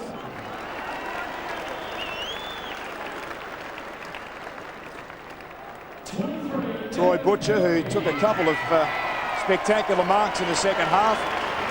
Devon Perry's just got a rousing round of applause. Yeah, terrific in the clinches, loves the big occasion. 29, David Haynes. Michael O'Brien and David Haynes, 2 young West Coast Eagles who were blooded in season 2000. 33, Travis Knights. Travis Knights, who snuck down to kick a late goal in time on in the last quarter. 34, Grant Holman. Grant Holman had a very good second semi-final, a little bit quieter today. But had a very important job to do. David Swan. David Swan, a man who had a knee reconstruction a couple of years ago after a motorcycle accident. Yes, and the West Australian newspapers, Macanuni Ford West Star Player of the Year, David Swan, had a sensational year. Waiting for Andrew Waller, finally breaks through his teammates. 46, David Antonowitz. David Antonowitz, recruited quite a few years back now, has played with Claremont, Subi, East Perth, and this season 3 games with the Eagles. Dean Cox, number 47 on the West Coast Eagles rookie list, and will have done his future chances no harm with a very good game today. Last but not least, the skipper, Jeremy Barnard. The captain, like his brother last week with Essendon, a premiership medallion around the neck. And of course, the coach, one of the best in the business, Tony McHale. His second premiership medallion. I'd just like to say a few words. I'd like to congratulate the East Fremantle Footy Club, Len Hitchin, Wayne Blackwell and Stephen Bilsich. They've been terrific in getting to the grand final, and they put up a great game today. I guess when I took over coach at East Perth this year, there was one wish that I had, and that was to bring a premiership to this football club after 22 years, and I'm pleased that we've done that for you today. Tony McHale, a close colleague and friend of Ken Judge. Paul Simpson to come up the Simpson medal, of course, for the best player. No doubt it will be from one of the team, or one of the members on the stage at the moment, one of the East Perth players. Thanks. The winner of the Simpson medal in this Olympic year is Dean Cox. Well, the young man on the West Coast Eagles rookie list.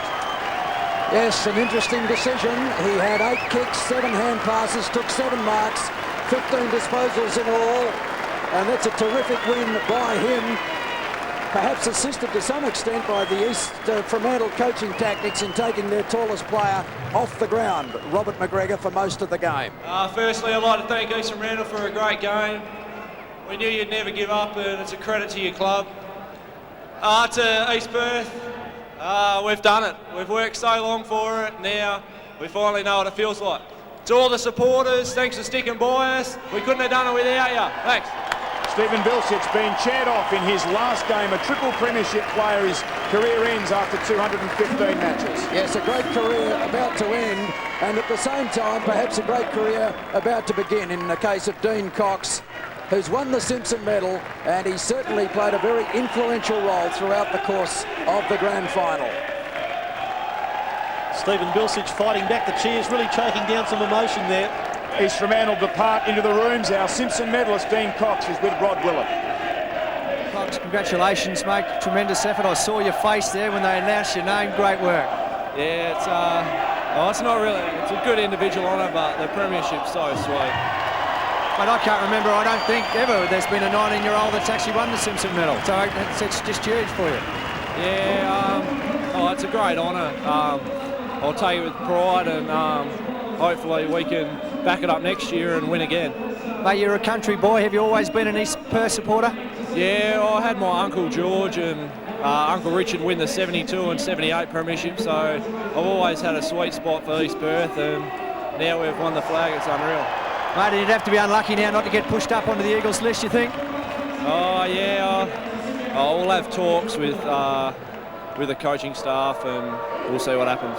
Congratulations, you played really well, mate. Thanks, mate. Cheers. My thanks to Wally Foreman and also Phil Lamb and to all our crew. It's been a great season. Hope we can do it all again in season 2001 when East Perth will defend their premiership. Goodbye from Subiaco Oval.